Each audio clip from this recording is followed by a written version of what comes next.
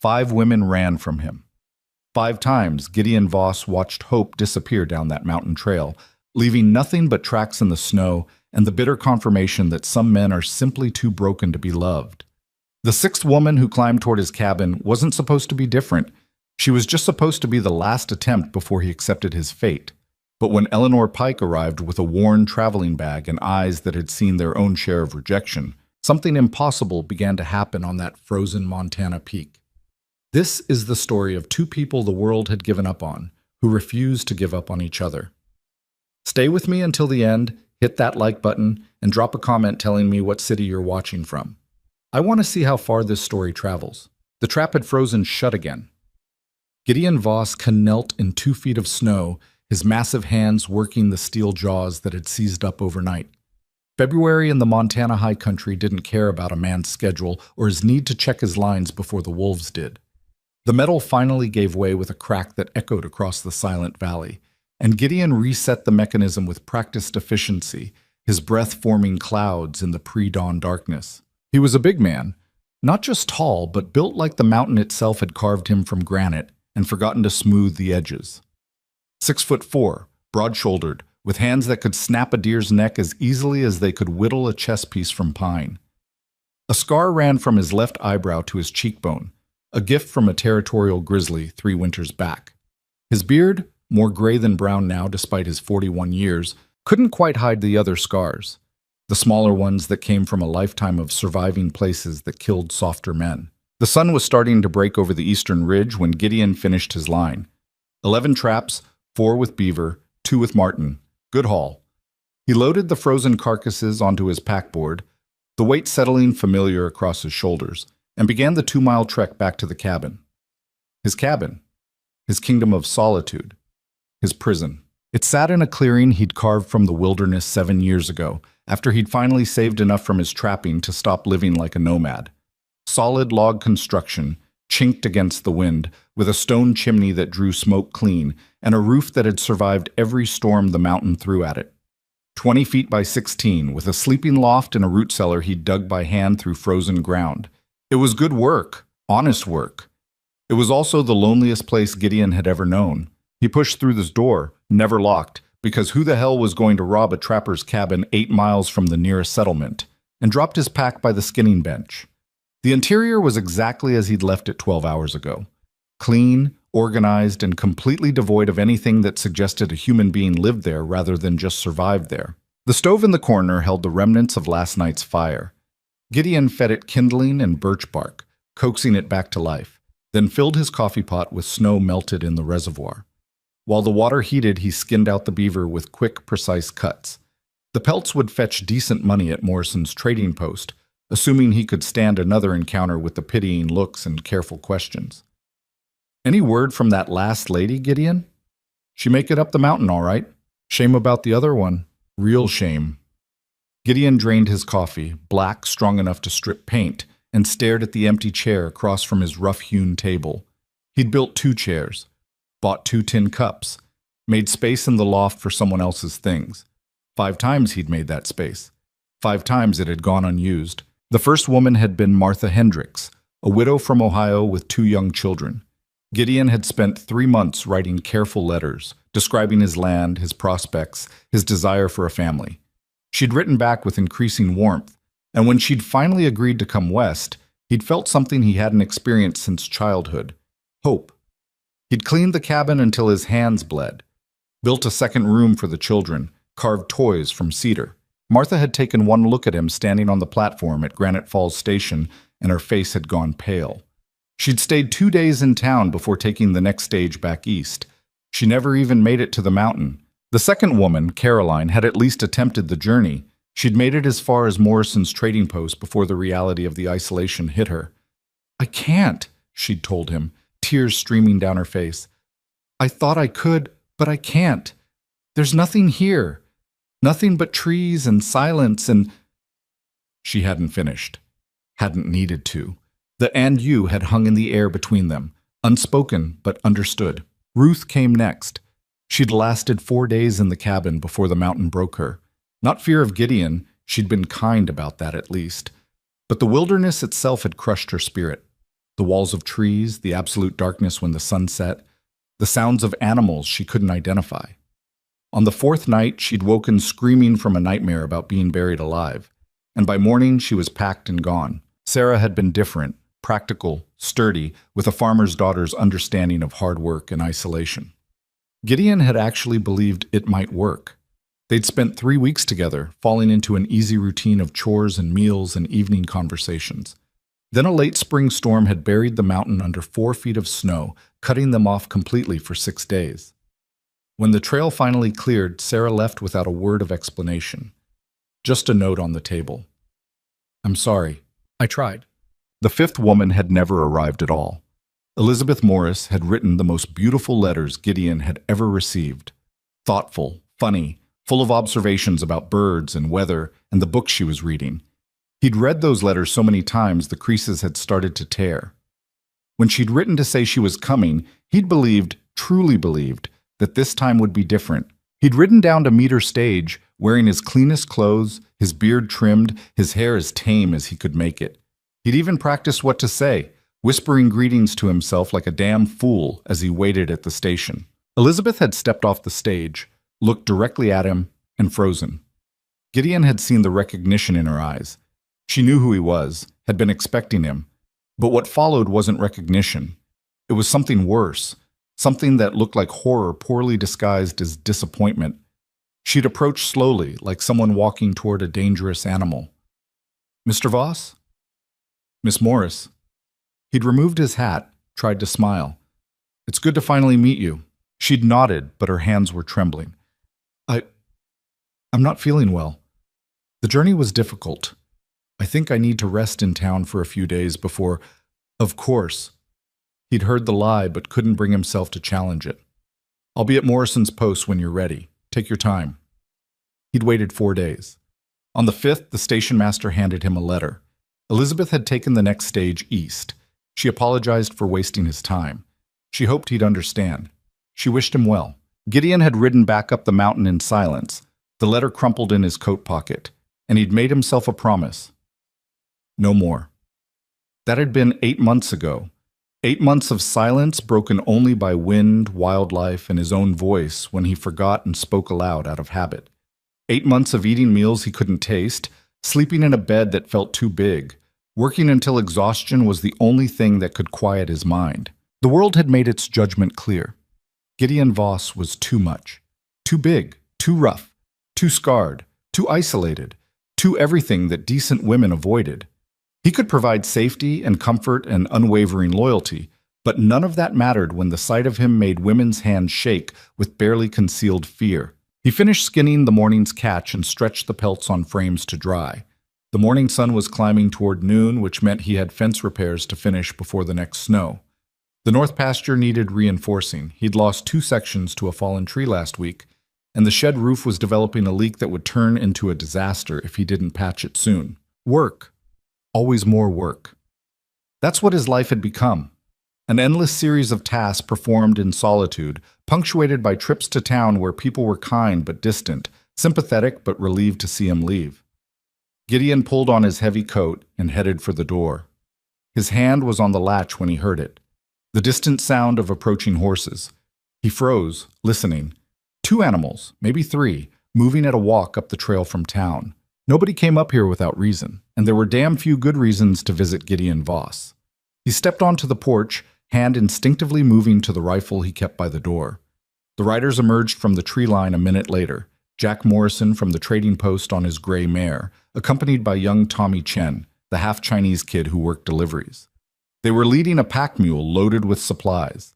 "Gideon!" Morrison called out, raising a hand in greeting. He was a thick man in his 50s, with a trader's friendly face and sharp eyes that missed nothing. "Got a delivery for you." Gideon descended the porch steps, confused. "Didn't order anything." "Well, someone did." Morrison swung down from his saddle with a grunt. Tommy stayed mounted, looking uncomfortable. The kid had always been nervous around Gideon, though he tried to hide it. Morrison reached into his saddlebag and pulled out a package wrapped in brown paper, tied with string. "This came on yesterday's stage. Addressed to you, care of my post." Gideon took the package slowly. It was light, felt like paper. "Who's it from?" Return address says Kansas. Woman's handwriting, looks like. Morrison's face was carefully neutral, but Gideon could read the pity there. Everyone in town knew about the 5 women, about the lonely mountain man who couldn't keep a wife.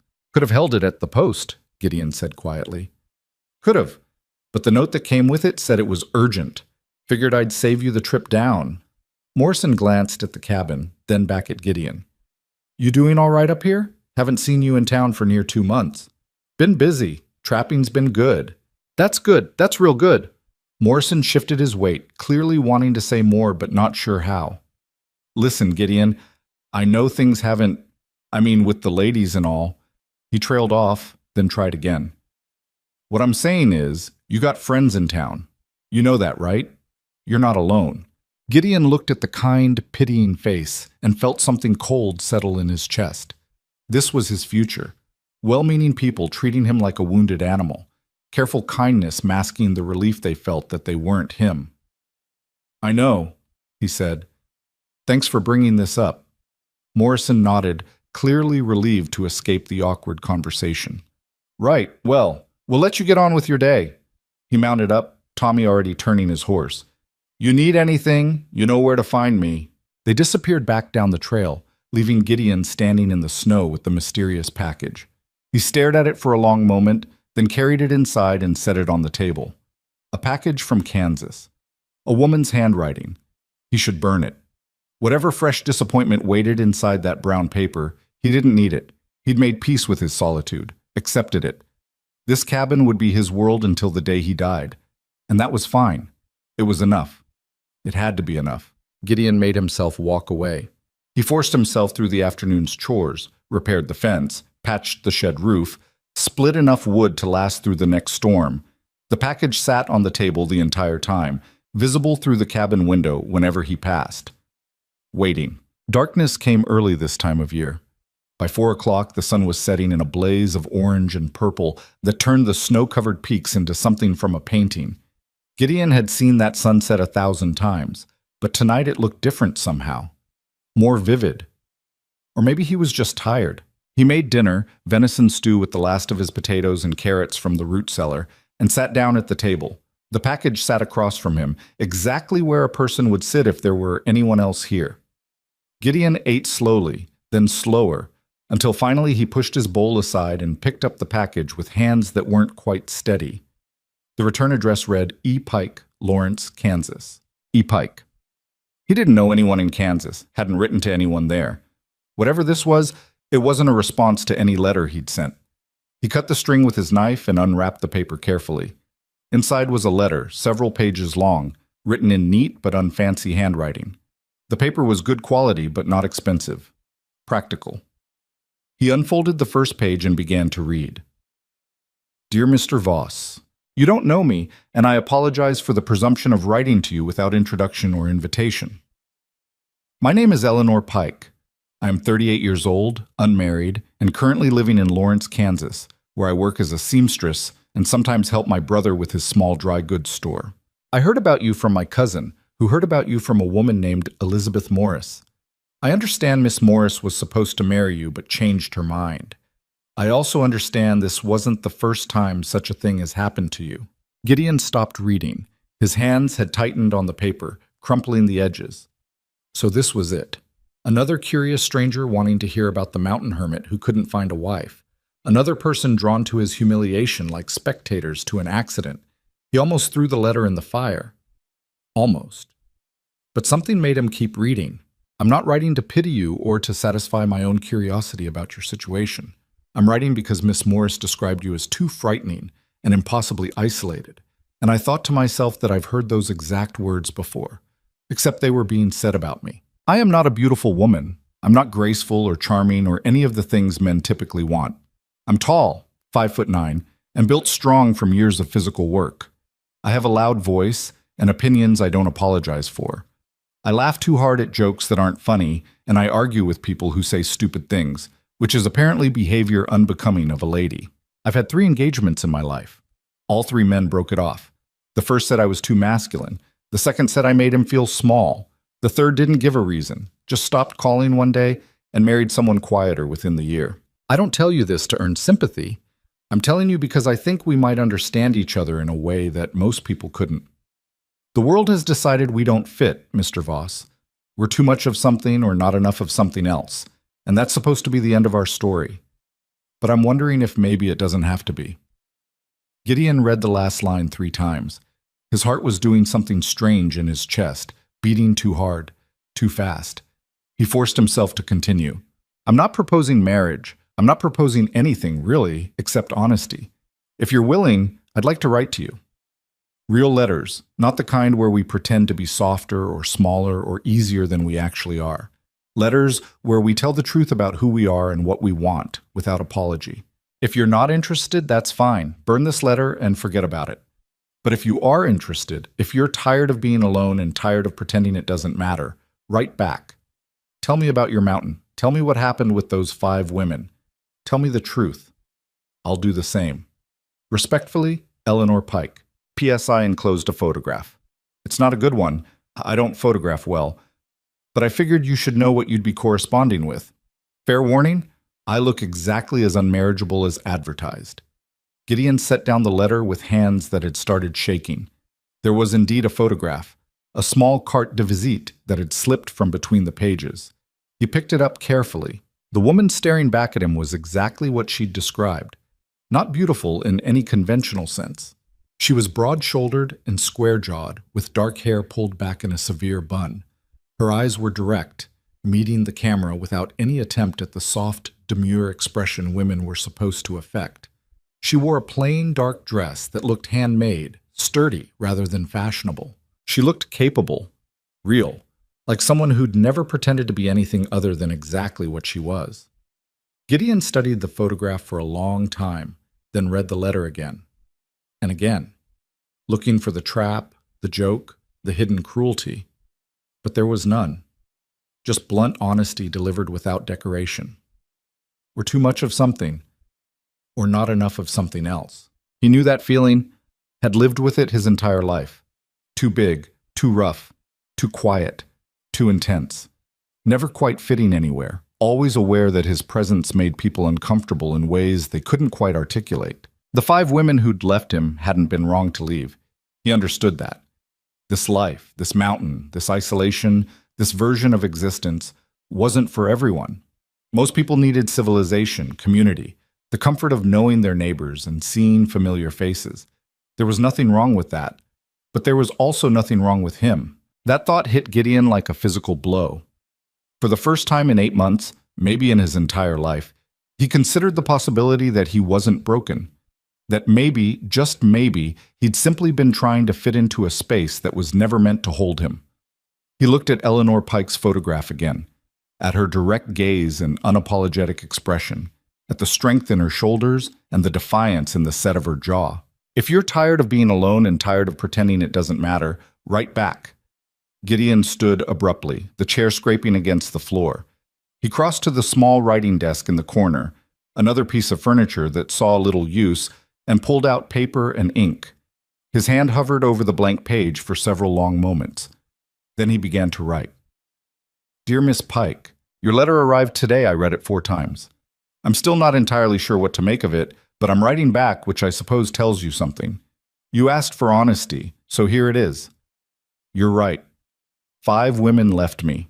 3 before they even got to the mountain, 2 after seeing what life here actually means. I don't blame any of them. This place isn't easy, and I'm not easy, and combining those 2 facts makes for a situation most people would run from. I'm big enough to scare children when I come to town. I have scars from fights with animals and weather and the mountain itself. I go weeks without talking to another human being, and when I do talk, I've forgotten how to make the kind of small conversation people expect. I'm blunt when I should be gentle and silent when I should speak up, and apparently that's enough to make me unmarriageable. I've made peace with that. Or I thought I had, until your letter arrived and made me reconsider whether peace and resignation are the same thing. Gideon paused, reading what he'd written. It felt raw, exposed in a way that made him uncomfortable. But Eleanor had asked for truth, and if he couldn't offer that, what was the point? He kept writing. You asked what happened with the 5 women. The short version is they couldn't handle the isolation. The longer version is more complicated. The first woman never made it past the train station, took one look at me and decided I wasn't what she'd imagined. The second made it to town, but not the mountain. The third lasted 4 days before the silence broke her. The fourth seemed fine until a storm trapped us for almost a week, and something about that pushed her past her limits. The fifth changed her mind before even meeting me. What they all had in common was this. They looked at my life and saw a prison. They looked at me and saw someone who'd chosen this prison, which made me either crazy or dangerous or both. But here's the thing, Miss Pike. I didn't choose this life because I hate people or because I'm hiding from the world. I chose it because up here, I finally fit. The mountain doesn't care that I'm too big or too quiet or too rough. The wilderness doesn't judge me for not knowing how to make polite conversation. Up here, I can be exactly what I am, without apology. That's what those 5 women couldn't understand. They thought I was isolated. I think I was finally free. He stopped again, surprised by his own words. He'd never articulated that before, not even to himself. But it was true. For all its loneliness, the mountain had given him something civilization never could. Permission to exist without constantly shrinking himself to fit other people's comfort. You said you're tall and strong and loud and opinionated, and you describe those things like they're flaws. They're not, or they shouldn't be. But I understand why you think they are. The world doesn't like women who take up space any more than it likes men who take up too much of it. So, yes, I'll write to you. Real letters, honest ones, without pretending to be something I'm not. You should know what you're getting into, though. I'm not looking for a pen pal or a distant friend. If we're going to do this, I need to know it might lead somewhere. I can't spend another year writing careful letters to someone who will eventually decide I'm too much to handle. If that's too direct, I apologize. But you asked for honesty, and that's the most honest thing I can tell you. I'm tired of being alone. I'm tired of pretending it doesn't matter. And I'm tired of changing myself to fit a world that will never accept me anyway. If you're still interested after reading this, write back. Tell me about Kansas. Tell me about the 3 men who were stupid enough to let you go. Tell me the truth. Gideon Voss. P.S. I don't have a photograph to send you. I don't own a camera, and I avoid photographers when I'm in town. But if you're picturing someone large, scarred, and rough around every edge, you're probably close enough.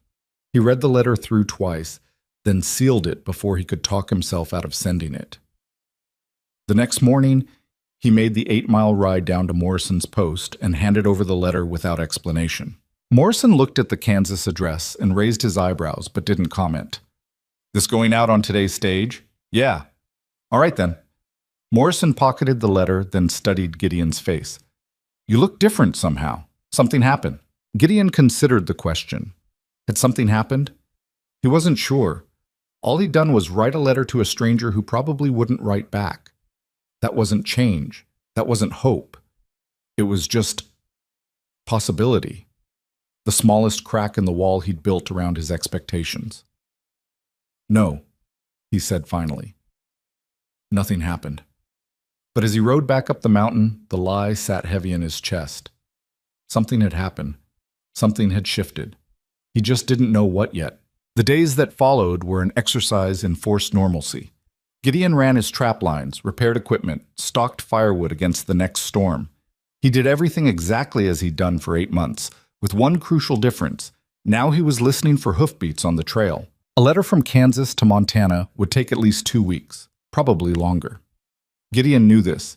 He'd calculated it carefully, marking the days on the calendar he kept by his bed. 2 weeks minimum for his letter to arrive. A few days for her to respond, if she responded at all. 2 weeks for her reply to reach him. 4 weeks total. Maybe 5. Maybe never. He made it 3 weeks before he cracked and rode down to Morrison's post on the flimsiest of pretexts. He needed salt, he told himself, and coffee, though both were lies. He needed to know if there was a letter. There wasn't. Morrison saw the disappointment Gideon couldn't quite hide and pretended not to notice. Nothing came for you today, but the stage was light. Weather probably slowed things down. Check back in a few days. Gideon rode home in silence, angry at himself for hoping, angrier still for letting that hope show. But 4 days later, when Morrison sent Tommy Chen up the mountain with a package marked urgent, perishable contents, Gideon's hand shook so badly he could barely unwrap it. Inside was a letter and a small tin of cookies. He read the letter first. Dear Mr. Voss, your letter arrived this morning, and I'll confess I read it 3 times before I believed you'd actually responded. Most men, when confronted with a woman describing herself as unmarriageable, tend to either make polite excuses or launch into patronizing reassurances about how I'm not that bad and just need to soften my approach. You did neither. Thank you for that. You asked about Kansas. It's flat, Mr. Voss. Relentlessly, oppressively flat. You can see for miles in every direction, which sounds liberating until you realize it means there's nowhere to hide from neighbors' judgment or summer heat or winter wind. The sky here is bigger than it has any right to be, and storms blow in like freight trains. I don't hate it, exactly, but I've never loved it either. I've never felt the way you describe feeling about your mountain, like the place itself gave you permission to exist. Kansas has only ever felt like somewhere I ended up, not somewhere I chose. You asked about the 3 engagements. Here's the truth. The first man, Daniel Hartley, proposed when I was 23. He was a school teacher, soft-spoken and kind, and I thought we understood each other. We were engaged for 4 months before his mother took me aside at a church social and explained very gently that I would need to learn to be less present if I wanted to be a suitable wife for her son.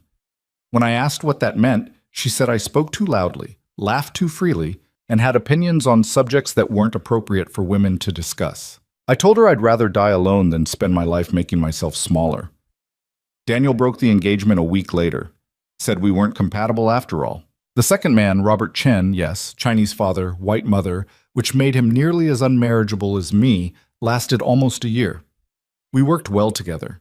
He helped me with heavy lifting at the shop. I helped him with bookkeeping for his father's restaurant. Everyone said we made sense together, 2 outcasts finding each other. Maybe that was the problem. He didn't love me. He loved the idea of not being alone. When a prettier girl showed interest in him, someone delicate and proper, he left without a backwards glance. The third engagement I don't talk about. It ended badly and taught me that some men propose marriage when what they really want is ownership. I'll tell you about it someday, maybe, but not yet. You said you need to know this might lead somewhere, and I appreciate that clarity. Here's mine. I'm not writing to you for entertainment or curiosity. I'm 38 years old, Mr. Voss. I don't have time to waste on correspondence that goes nowhere. If we're going to do this, we should both understand what this means. I'm looking for a life that fits me. A place where being strong and loud and opinionated isn't something I have to apologize for. You described your mountain as permission to exist without constantly shrinking yourself. That's what I'm looking for too. The cookies are ginger snaps. I don't know if you like sweets, but baking helps me think. And I had a lot to think about after reading your letter. If they survived the journey without turning to crumbs, consider it a small miracle. Write back. Tell me about a typical day on your mountain. I want to know what life there actually looks like, not some romanticized version. Eleanor Gideon set down the letter and looked at the tin of cookies. They had survived mostly intact, only a few broken pieces rattling at the bottom. He ate one, standing in his kitchen, the spicy sweet flavor so unexpected after months of his own plain cooking that he had to sit down. They were perfect. Not fancy or delicate, just solid and good and exactly what they were supposed to be. He wrote back that night. Over the next 3 months, letters traveled between Montana and Kansas with increasing frequency. Gideon found himself writing down to Morrison's post twice a week, then 3 times, checking for Eleanor's responses. Morrison stopped commenting on it, though Gideon caught him smiling once when he handed over a particularly thick envelope. Eleanor wrote about her life in Lawrence with unflinching honesty. Her brother's store was struggling. Her seamstress work was steady but monotonous. She had 2 friends in town, both women who'd also been passed over by marriage for various reasons. One was too smart, the other too old. They met Tuesday evenings to play cards and complain about men. Gideon wrote about the mountain with equal honesty. He told her about the grizzly that had given him his face scar, about the week he'd spent snowbound with a broken leg and thought he might die, about the strange beauty of dawn at 10,000 feet when the world below was still dark. He told her about the loneliness that sometimes hit so hard he'd talk to his horse just to hear a voice respond. Their letters grew longer, more detailed. Eleanor asked questions about trapping techniques, and he answered with careful diagrams. He asked about her sewing, and she sent him a handkerchief she'd embroidered with a pine tree, slightly crooked but unmistakably made with care. Spring arrived on the mountain in fits and starts, snow melting into mud that froze again each night. Gideon's trap lines became less productive as animals emerged from winter dens, and he turned his attention to planting a larger garden than he'd bothered with in years. He found himself thinking about what Eleanor might like to grow, what she might need if she were here. If. That word hung over everything now. In early May, Eleanor's letter arrived with a different tone. Gideon knew something had changed before he even opened it. The paper was heavier, the envelope thicker. Dear Gideon, I'm going to ask you a question, and I need you to think carefully before answering. Don't respond immediately. Take time. Consider what you're saying. Would you be willing to marry me?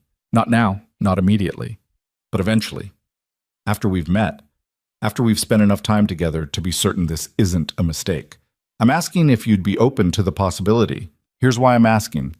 My brother is selling the store. His wife is sick, and they're moving to Colorado for her health. Without the store work, I'll need to find new employment, and the prospects in Lawrence aren't good. I could move to another city, find another seamstress position, continue exactly as I have been. But I'm tired, Gideon. I'm tired of fighting for scraps in a world that doesn't want me. Your mountain sounds like permission to exist. I want that. I want a place where being strong is an asset instead of a flaw. Where silence is comfortable instead of awkward. Where I don't have to shrink myself to fit someone else's idea of what a woman should be. But I won't come to Montana as some desperate woman with nowhere else to go. I won't be the sixth woman who runs when reality doesn't match expectation. If I come, it's because we both believe this could work. Because we've been honest enough with each other to know what we're getting into. So here's my proposal. I'll come to Montana in July. I'll stay through the summer and into fall. We'll see if we can actually stand each other in person, if the life you've described is one I can build with you. If it works, we get married before winter. If it doesn't, I leave with no hard feelings and you never have to think about me again. 3 months. That's what I'm asking for. 3 months to find out if two people the world rejected can build something worth keeping. What do you say? Eleanor Gideon read the letter 5 times, then walked outside into the cool evening air. The sun was setting behind the western peaks, painting the snow-covered summits in shades of orange and gold. Somewhere in the valley below, a hawk called. The wind moved through the pines with a sound like distant water. This was his place, his mountain, his solitude. And Eleanor Pike was asking if there might be room for her in it. The smart answer was no. He'd been through this 5 times before. 5 times he'd believed it might work, and 5 times he'd been wrong. Why would this be different? Because they'd written letters? Because she claimed to be strong enough to handle isolation?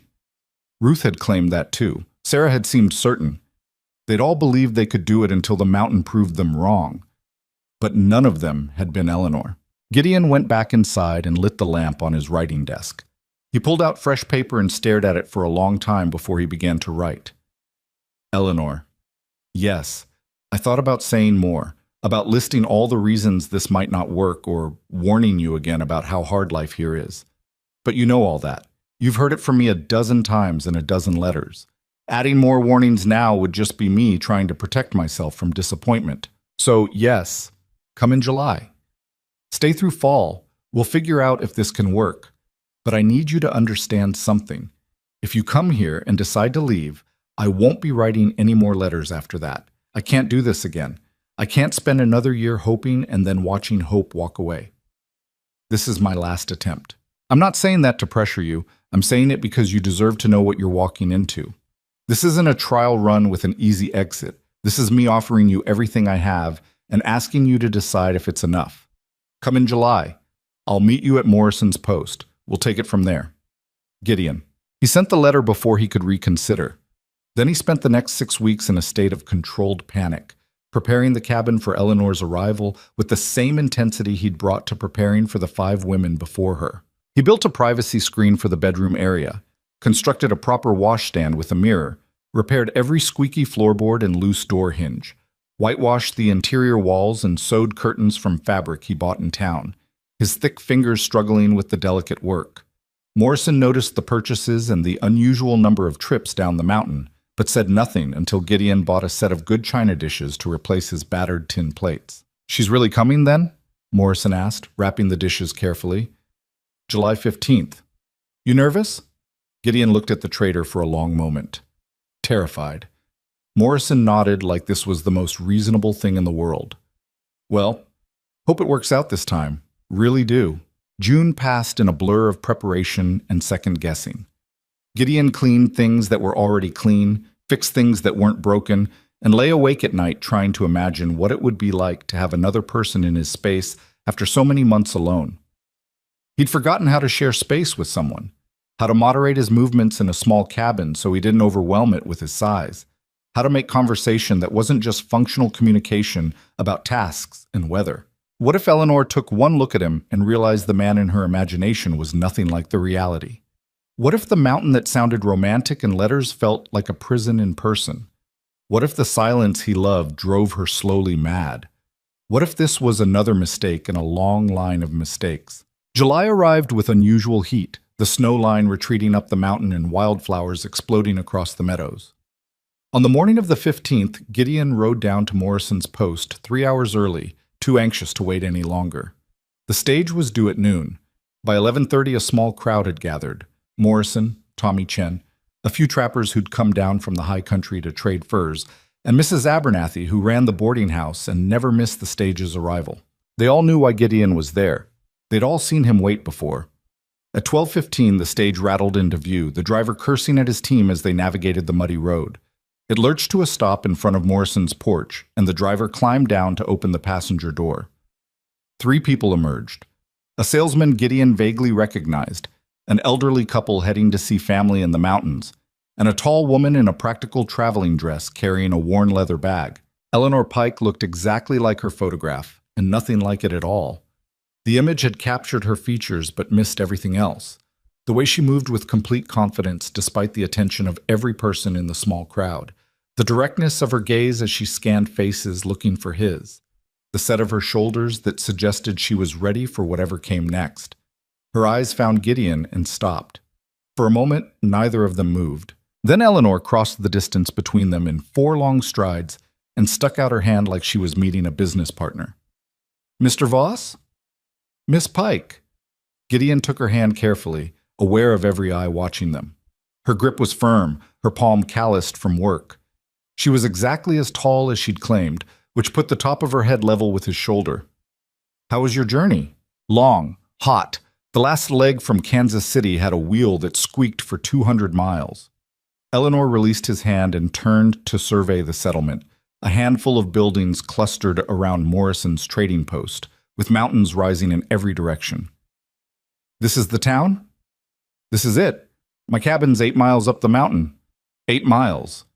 Eleanor looked at the trail that disappeared into the pine forest, then back at Gideon. "On horseback?" "Unless you'd prefer to walk." Something that might have been amusement crossed her face. "I'd prefer not to collapse from exhaustion on my first day." "Horseback is fine." Morrison approached, clearly trying not to stare. "Miss Pike?" "Jack Morrison. I run the trading post. If you need anything during your stay, you just let me know." "Thank you, Mr. Morrison." Eleanor's smile was polite but distant. She wasn't here to make friends with the locals. She was here for Gideon. The realization sent something warm through his chest. "I've got a horse ready," Gideon said, "and a pack mule for your things. If you're ready to head up now, we can make it before dark." "I'm ready." Eleanor picked up her bag, but Gideon took it from her before she could protest. "I've got it." "I can carry my own." "I know you can. I'm carrying it anyway." They stared at each other for a moment, testing boundaries. Then Eleanor shrugged. "Fine, but I'm carrying something. Give me whatever else needs hauling." Gideon handed her a lighter pack with supplies from Morrison's store, and they walked to where he'd tied the horses. The crowd watched them go, and Gideon heard Mrs. Abernathy whisper something to Morrison that he couldn't quite make out. He helped Eleanor mount. She swung up with easy competence, clearly comfortable around horses, and they set off up the trail without ceremony. The sounds of the settlement faded behind them, replaced by wind in the pines and the steady rhythm of hoofbeats on packed earth. They rode in silence for the first mile. Gideon kept stealing glances at Eleanor, trying to reconcile the woman from the letters with the physical reality beside him. She sat her horse well, back straight, eyes taking in everything around them with keen interest. "You're staring," Eleanor said without looking at him. "Sorry. Don't apologize. I'm staring too." I'm just better at hiding it. She turned to face him directly. You're bigger than I expected. The photograph didn't capture the scale. Does that bother you? Should it? It has before. Eleanor considered this, her eyes traveling over his frame with clinical assessment. I don't scare easily, and I grew up with 4 brothers, all of them over 6 feet. Size doesn't intimidate me. She paused. The scar is new information, though. Your letters mentioned a grizzly, but didn't mention it rearranged your face. Gideon's hand moved unconsciously to the scar running down his cheek. If that's a problem. Did I say it was a problem? Eleanor's voice was sharp. I said it was new information. There's a difference. Stop waiting for me to run, Gideon. If I was going to run, I wouldn't have gotten on the damn train in the first place. The trail narrowed as they climbed, forcing them to ride single file. Gideon led the way, hyper-aware of Eleanor behind him, trying to see the familiar path through her eyes. The forest here was thick, old-growth pine that blocked out most of the sunlight. In another mile, it would open up to views of the valley below, but for now, they were enclosed in green shadow. Tell me about the cabin, Eleanor said from behind him. The real version, not the letters version. What's the difference? In letters, people lie without meaning to. They emphasize the good parts and downplay the hard parts. I want to know what I'm walking into. Gideon thought about this as they navigated a steep section of trail. It's one room, 20 by 16, with a sleeping loft. There's a root cellar for storage and a small shed for equipment. I built it all myself 7 years ago, so the craftsmanship is good but not fancy. It's tight against the weather, warm in winter, cool in summer. There's a creek about 50 yards away for water. Furniture? Table, 2 chairs, my bed in the loft, a wood stove for cooking and heat, shelves for supplies, a bench for cleaning game. I built a washstand this spring. Neighbors? None. Closest cabin is 12 miles east, and those folks only come up in summer. In winter, we'd be completely alone. Eleanor was quiet for a moment. And the 5 women who left? What exactly broke them? Gideon had known this question was coming, but still didn't have a good answer. Different things for different women. Martha never made it past town, so I don't know what would have broken her. Caroline lasted 2 days and said it was the trees. Too many of them, too close, made her feel trapped. Ruth made it 4 days before she started having nightmares about being buried alive. Sarah seemed fine until a storm trapped us inside for almost a week, and something about that proximity without escape terrified her. And the 5th woman? Never met me. Took one look from a distance and changed her mind. Her loss. The casual certainty in Eleanor's voice made Gideon turn in his saddle. She met his eyes without flinching. I mean it, she said. Any woman who judges a man based on appearance before ever speaking to him isn't worth your time. You're better off without her. You haven't spent a week trapped in close quarters with me yet. No, but I've spent my entire life trapped in close quarters with myself, which is arguably worse. Eleanor's smile was wry. I know what isolation does to a person, Gideon. I've lived in the middle of a town and felt more alone than you probably do up here. At least your solitude is honest. The trail opened up suddenly, emerging from the forest onto a rocky outcrop that overlooked the entire valley. The settlement was a tiny cluster of buildings far below, smoke rising from chimneys in thin columns. Beyond that, the valley spread out in shades of green and gold, bounded by mountain ranges that stretched to the horizon. Eleanor pulled her horse to a stop beside Gideon's and stared at the view without speaking. A full minute passed in silence. Well? Gideon finally asked. It's not flat. No. And it's not Kansas. Definitely not Kansas. Eleanor took a deep breath, and something in her posture shifted, some tension Gideon hadn't even noticed releasing. Good, because I hated Kansas. They continued up the trail, and Gideon found himself relaxing for the first time since Eleanor had stepped off that stage. She hadn't run, hadn't shown fear or disappointment or any of the reactions he'd learned to expect. She'd just accepted it, accepted him. Maybe that would change when they reached the cabin. Maybe the reality of the small space and the isolation would hit her the way it had hit the others. But for now, for this moment, it felt like maybe this time could be different. The cabin came into view around a bend in the trail, solid log walls, stone chimney, the small porch Gideon had rebuilt last month. Smoke rose from the chimney where he'd left the fire banked, and the afternoon sun hit the windows at an angle that made them glow like amber. Eleanor studied it in silence as they approached, her expression unreadable. Gideon dismounted and tied his horse to the hitching post he'd installed last week. "It's not much." "Stop." Eleanor swung down from her horse with easy grace. "Stop apologizing for what you have. It's a good cabin, solid construction, good location, clearly well maintained. I've seen far worse." She walked up onto the porch and tested the boards with her weight, then ran her hand along the doorframe checking the fit. "You built this yourself?" "Every board." "How long did it take?" 6 months.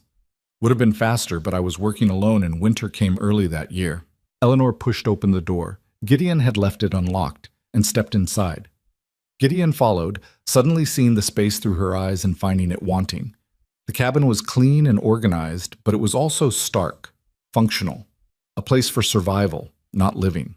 Eleanor set down her pack and did a slow turn, taking in everything. The wood stove with its neat stack of kindling, the table with 2 unmatched chairs, the shelves lined with supplies in careful rows, the ladder leading to the sleeping loft, the curtains he'd sewn with his clumsy hands. She walked to the window and looked out at the view, more mountains, the creek glinting in the afternoon sun, wildflowers scattered across the clearing. "Where do you want me to sleep?" she finally asked. Gideon had agonized over this question for weeks. "Loft is mine, but I can move down here if you'd prefer privacy. Or I can sleep in the shed if—" "The loft is fine. I'll take the main room." Eleanor turned to face him. "We need to establish some rules if we're going to make this work." "All right. First, I need my own space. Not much, but something that's mine. A corner, a chest for my things, somewhere I can retreat to when I need to be alone. I can build you a privacy screen. Corner by the window has good light." "Good. Second, I need work. Real work. Not made-up tasks to keep me busy. If I'm going to live here, I need to contribute. What needs doing?" Gideon thought about the endless list of tasks he'd been putting off. "Garden needs expanding. Food storage needs reorganizing. I've been meaning to build a proper smokehouse for years. The shed roof leaks in heavy rain. There's That's enough for a start. I'll make my own list as I see what else needs attention." Eleanor pulled off her traveling hat and set it on the table. Her hair had come loose from its pins during the ride, dark strands framing her face. "Third rule, honesty. If something bothers you, say it. If you need space, say it. If this isn't working, say it before we waste months pretending. Same goes for you." "Agreed." Eleanor looked around the cabin again, then back at Gideon. "I'm going to walk down to the creek and wash the dust off. When I come back, we're going to eat dinner, and you're going to tell me the truth about what you expect from this arrangement." "What do you mean?" "I mean, you've been dancing around the real question since I arrived. You want to know if I can handle this, if I'll last longer than the others, if I'm going to break when the first hard thing happens." Eleanor's voice was matter-of-fact. "So we're going to address it directly. I'll tell you my concerns, you'll tell me yours, and we'll figure out if this has any chance of working before we waste each other's time." She walked out before Gideon could respond, leaving him alone in the cabin with his racing thoughts. He heard her footsteps on the porch, then fading as she headed toward the creek. Gideon sat down at the table and put his head in his hands. Eleanor had been on the mountain less than 2 hours, and she'd already upended every assumption he'd made. She wasn't waiting for permission or approval. She wasn't tiptoeing around his feelings or pretending things were easier than they were. She was just herself. Blunt, direct, completely unafraid. It was the most terrifying and exhilarating thing Gideon had experienced in years. He stood and started preparing dinner, falling into the familiar rhythm of work while his mind spun. By the time Eleanor returned, he had venison steaks frying in the pan, potatoes roasting on the stove, and coffee brewing. Eleanor had washed and changed into a simpler dress, her hair pulled back in a practical braid. She looked around the cabin, now filled with cooking smells, and nodded approval. "You can cook." "I can survive. There's a difference." "We'll see." Eleanor sat at the table without being invited and watched him work. "What do you normally do in the evenings?" "Depends on the season. Winter, I work on equipment repair, read if the light's good. Summer, there's usually outside work until dark. Sometimes I carve." "Carve what?" Gideon gestured to a shelf where he kept a few pieces, A bear, an eagle, a chess set he'd never finished. Whatever comes to mind. Eleanor stood and examined the carvings, picking up each piece carefully. These are good, really good. You ever sell them? No. Why not? Never thought about it. Well, think about it. These would fetch good money in town. She set down the eagle and turned back to him. Do you have books? A few, mostly practical stuff, trapping guides, animal behavior, plant identification, some novels I've read too many times. I brought books, 3 novels and a collection of essays. We can trade. They ate dinner at the small table, and Gideon was struck by how normal it felt. How easy. There was no awkward small talk, no desperate attempts to fill silence. Eleanor asked questions about the property, and he answered them. She told him about her journey west, and he listened. They cleared plates together without discussion, moving around each other in the small space with surprising ease. When everything was cleaned and put away, Eleanor poured herself a cup of coffee and sat back down at the table. All right, she said. Truth time. What are you most afraid of about this arrangement? Gideon sat across from her, cradling his own coffee.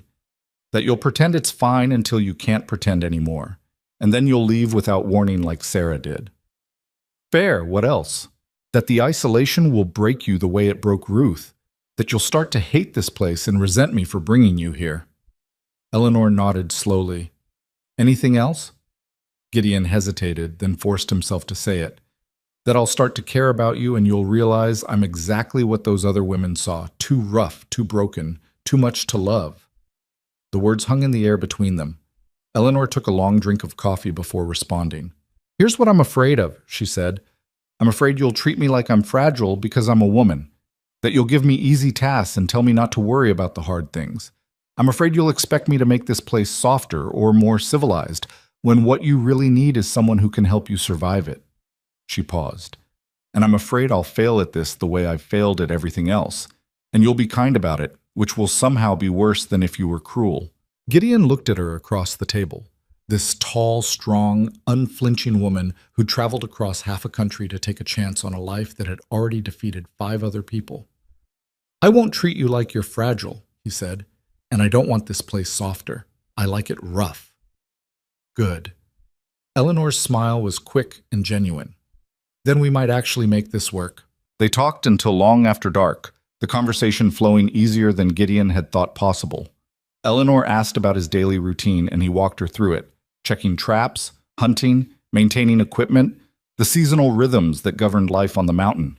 She told him about her work in Lawrence, the peculiar personalities of her customers, the Tuesday card games with her unmarriageable friends. When Eleanor finally announced she was tired and climbed into the bed Gideon had prepared in the corner, he retreated to the loft and lay awake, listening to her breathing in the darkness below.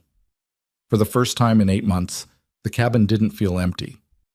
He didn't let himself hope, not yet, but he let himself imagine what it might feel like if this actually worked. Morning arrived cold and clear. Gideon woke to the smell of coffee and came down from the loft to find Eleanor already dressed, standing at the stove with his coffee pot. You're up early, he said. Old habits. In Kansas, I was always the first one at the shop. She poured him a cup without asking. I looked at your garden. It's a disaster. Gideon took the coffee, unsure if he should be offended. It produces a fraction of what it could. The spacing is wrong, half the plants are competing for resources, and you've got vegetables planted that take too long to mature at this elevation. Eleanor handed him the cup. I'm redesigning it, today. That's a full day's work. Good thing I'm here then. Eleanor pulled on the coat she'd brought, too light for Montana winters, but adequate for summer mornings. Show me where you keep your tools. They spent the day in the garden, Eleanor directing the work with the confidence of someone who'd been planning this since she arrived. She had Gideon tear out half of what he'd planted and rearrange the rest according to principles of companion planting and elevation gardening that he'd never considered. Potatoes here, where they'll get afternoon shade. Beans with the corn so they can climb the stalks. Root vegetables in the deeper soil by the creek. Eleanor worked beside him, her hands just as dirty as his, her strength evident in how she turned the heavy soil. You've been fighting this mountain instead of working with it. I've kept myself fed. Fed isn't the same as thriving. Eleanor straightened. wiping sweat from her forehead. You asked me in your letters what I wanted. I want to thrive, Gideon, not just survive. They worked until the sun was high overhead, then took a break by the creek. Eleanor washed her hands in the cold water and sat on a flat rock surveying their progress. This is good land, she said. You could support a family here if you managed it better. Never needed to support a family. No, but you wanted to. Eleanor looked at him directly. That's why you kept trying with those women. You weren't just lonely. You wanted to build something bigger than yourself. Gideon didn't answer, but he didn't need to. Eleanor had seen through him in a way no one else ever had. They finished the garden as the sun was setting, both of them exhausted and filthy. Eleanor looked at the reorganized plot with satisfaction. Better. Not perfect, but better. We'll plant the rest tomorrow. That night over dinner, Eleanor asked about winter. How bad does it get? Bad. Snow from October to May, sometimes June. There have been winters where I didn't see another person for 4 months straight. The trail down becomes impassable. If something goes wrong, you handle it yourself or you die. How much food do you store? Enough for 6 months, usually. I hunt through winter when I can, trap for pelts to sell in spring. Eleanor was quiet for a moment. If I stay through winter, we'll need to store for 2 people. If you stay? When? Eleanor's correction was firm. I didn't come here for 3 months, Gideon. I came here to find out if this could be permanent. So stop hedging and start planning like I'm staying. Something in Gideon's chest loosened at those words. All right, when you stay. The days fell into a rhythm that surprised both of them with its ease. Eleanor rose early and attacked the cabin's inefficiencies with systematic determination. She reorganized the storage so supplies were easier to access, relocated the woodpile to a spot that was more convenient but still dry, started cataloging what they'd need for winter and making lists of improvements. Gideon found himself enjoying the company more than he'd expected. Eleanor wasn't quiet, but she wasn't demanding of attention either. She could work in companionable silence for hours, then suddenly ask a question that led to long conversations. She had opinions on everything, politics, literature, the best way to cure venison, and she wasn't shy about sharing them. You're doing that wrong, she'd say, watching him prepare animal hides. I've been doing it this way for 20 years. Doesn't mean it's right. Here, let me show you. And damn if her way wasn't actually better. 2 weeks after her arrival, Eleanor announced she was rebuilding the shed. It's fine, Gideon started. It's a disaster. The roof leaks, the floor is rotting, and you've got equipment worth good money sitting in there, rusting because you can't be bothered to maintain it properly. Eleanor was already hauling boards from his lumber stack. We're fixing it. They spent 3 days on the shed, working side by side in the July heat. Eleanor proved to be a capable carpenter. Her measurements precise, her hammer swings efficient. She didn't ask for help with heavy lifting, but didn't refuse it when Gideon offered. On the evening of the 3rd day, they stood back and surveyed their work. The shed had a new roof, reinforced walls, and a raised floor that would keep equipment dry. Better, Eleanor said. You say that a lot. Because a lot of things here need to be better. But she was smiling when she said it. They were walking back to the cabin when Eleanor suddenly stopped, her hand shooting out to grip Gideon's arm. What is that? Gideon followed her gaze to where a massive brown shape was moving through the trees at the edge of the clearing. His hand moved to the rifle he'd started carrying whenever they worked outside. Grizzly, probably a young male, judging by the size. The bear emerged fully into view, easily 7 feet tall and 500 pounds of muscle. It hadn't noticed them yet, focused on digging in the soft earth near the tree line. Eleanor's grip on Gideon's arm tightened, but her voice stayed steady. Is it dangerous? Depends. If we're between it and food or cubs, yes. Otherwise, usually not. Gideon raised his voice slightly. Hey, bear! The grizzly's head snapped up. It looked directly at them, and Gideon felt Eleanor stiffen beside him. Don't run, he said quietly. Just back toward the cabin slowly. They retreated across the clearing, keeping their eyes on the bear. It watched them for a long moment, then went back to its digging, apparently deciding they weren't worth the trouble. Once they were safely inside the cabin with the door barred, Eleanor sat down at the table. That happens often? Once or twice a month in summer, they usually avoid people, but you can't predict them. Eleanor nodded slowly, processing this. Ruth would have been terrified. Sarah would have insisted they leave immediately. Caroline would have made it another excuse to go back to civilization. "Guess we'll need to be more careful about food storage," Eleanor finally said. That was all. No panic, no demands, just practical acceptance that grizzlies were now part of her reality. Gideon sat down across from her. "You're not afraid. I'm terrified. But being afraid doesn't change the fact that this is where I am." Eleanor met his eyes. "You think I don't know how this looks? A woman my age, unmarried, with no other prospects, latching onto the first man desperate enough to take her? I know exactly what people in town are thinking." "I don't care what they think." "Neither do I. But I care about proving them wrong." Eleanor leaned forward. "I didn't come here because I had nowhere else to go.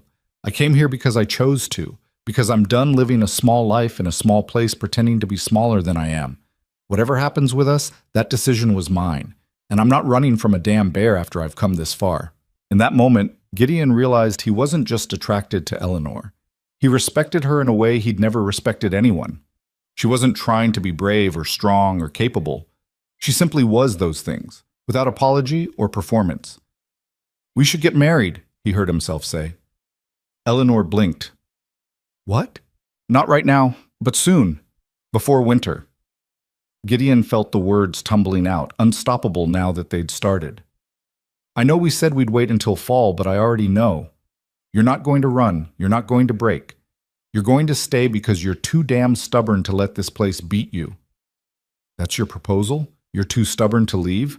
"No, my proposal is this. I think we could build something good here. Not perfect, but honest. A life that fits who we actually are instead of who we're supposed to be. And I'd rather start building it now than waste more time pretending we're still deciding." Eleanor was quiet for a long moment, her eyes searching his face. "Ask me properly," she finally said. Gideon stood and circled the table until he was standing directly in front of her. Eleanor turned in her chair to face him, and he dropped to one knee on the rough cabin floor. "Eleanor Pike, will you marry me?" "Yes." No hesitation, no conditions, just that single word delivered with absolute certainty. Gideon rose and Eleanor stood to meet him, and for the first time since she'd arrived, he pulled her into his arms. She fit against him perfectly. Tall enough that he didn't have to stoop, strong enough that he didn't have to worry about hurting her. "We're going to have to go to town," Eleanor said against his shoulder. "Make it official. Tomorrow. People will talk. Let them." Eleanor pulled back enough to look at his face. "You sure about this? No more time to reconsider?" "I've spent 7 years reconsidering. I'm done." Gideon touched her face, tracing the line of her jaw with careful fingers. "Are you sure? Because there's still time for you to change your mind." "I'm not changing my mind." Eleanor's smile was fierce and bright. "I'm staying, Gideon. Get used to it." They rode down to Morrison's post the next morning, arriving before the settlement was fully awake. Morrison took one look at them standing together on his porch and smiled. "I'll be damned. She stayed." "She stayed," Gideon confirmed, "and we need to arrange a wedding." News spread through the small settlement like wildfire. By noon, half the population knew that the mountain hermit was finally getting married. By evening, Mrs. Abernathy had appointed herself wedding coordinator and cornered Eleanor with questions about flowers and music. "We don't need flowers," Eleanor said firmly. "Just a preacher and witnesses." "But dear, every woman wants—" "I'm not every woman." Eleanor's tone was polite but inflexible. "Simple ceremony, soon as possible. That's all we need." They were married 3 days later in Morrison's trading post, with Jack Morrison and his wife as witnesses. The preacher kept the ceremony brief, sensing that neither Gideon nor Eleanor wanted unnecessary sentiment. When he pronounced them married, Eleanor kissed Gideon with the same directness she applied to everything else.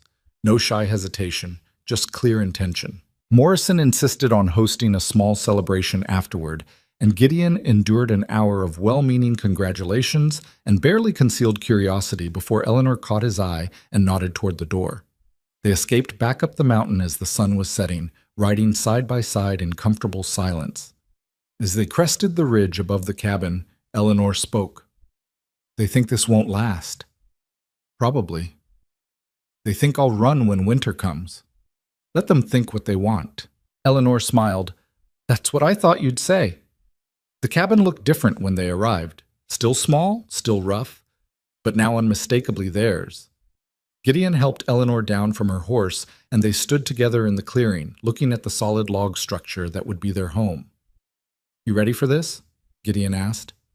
Eleanor took his hand, her grip firm and sure. "I've been ready my whole life." They walked inside together, closing the door on the watching world outside, and began the work of building a life big enough to hold them both.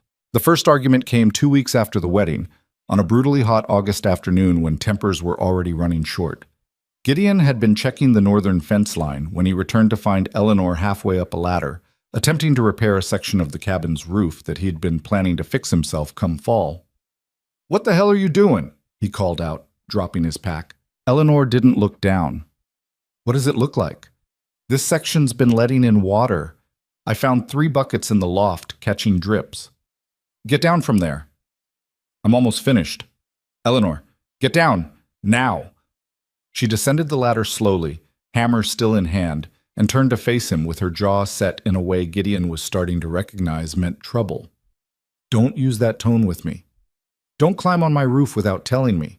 It's our roof now, or did you forget we're married?" Eleanor's eyes flashed.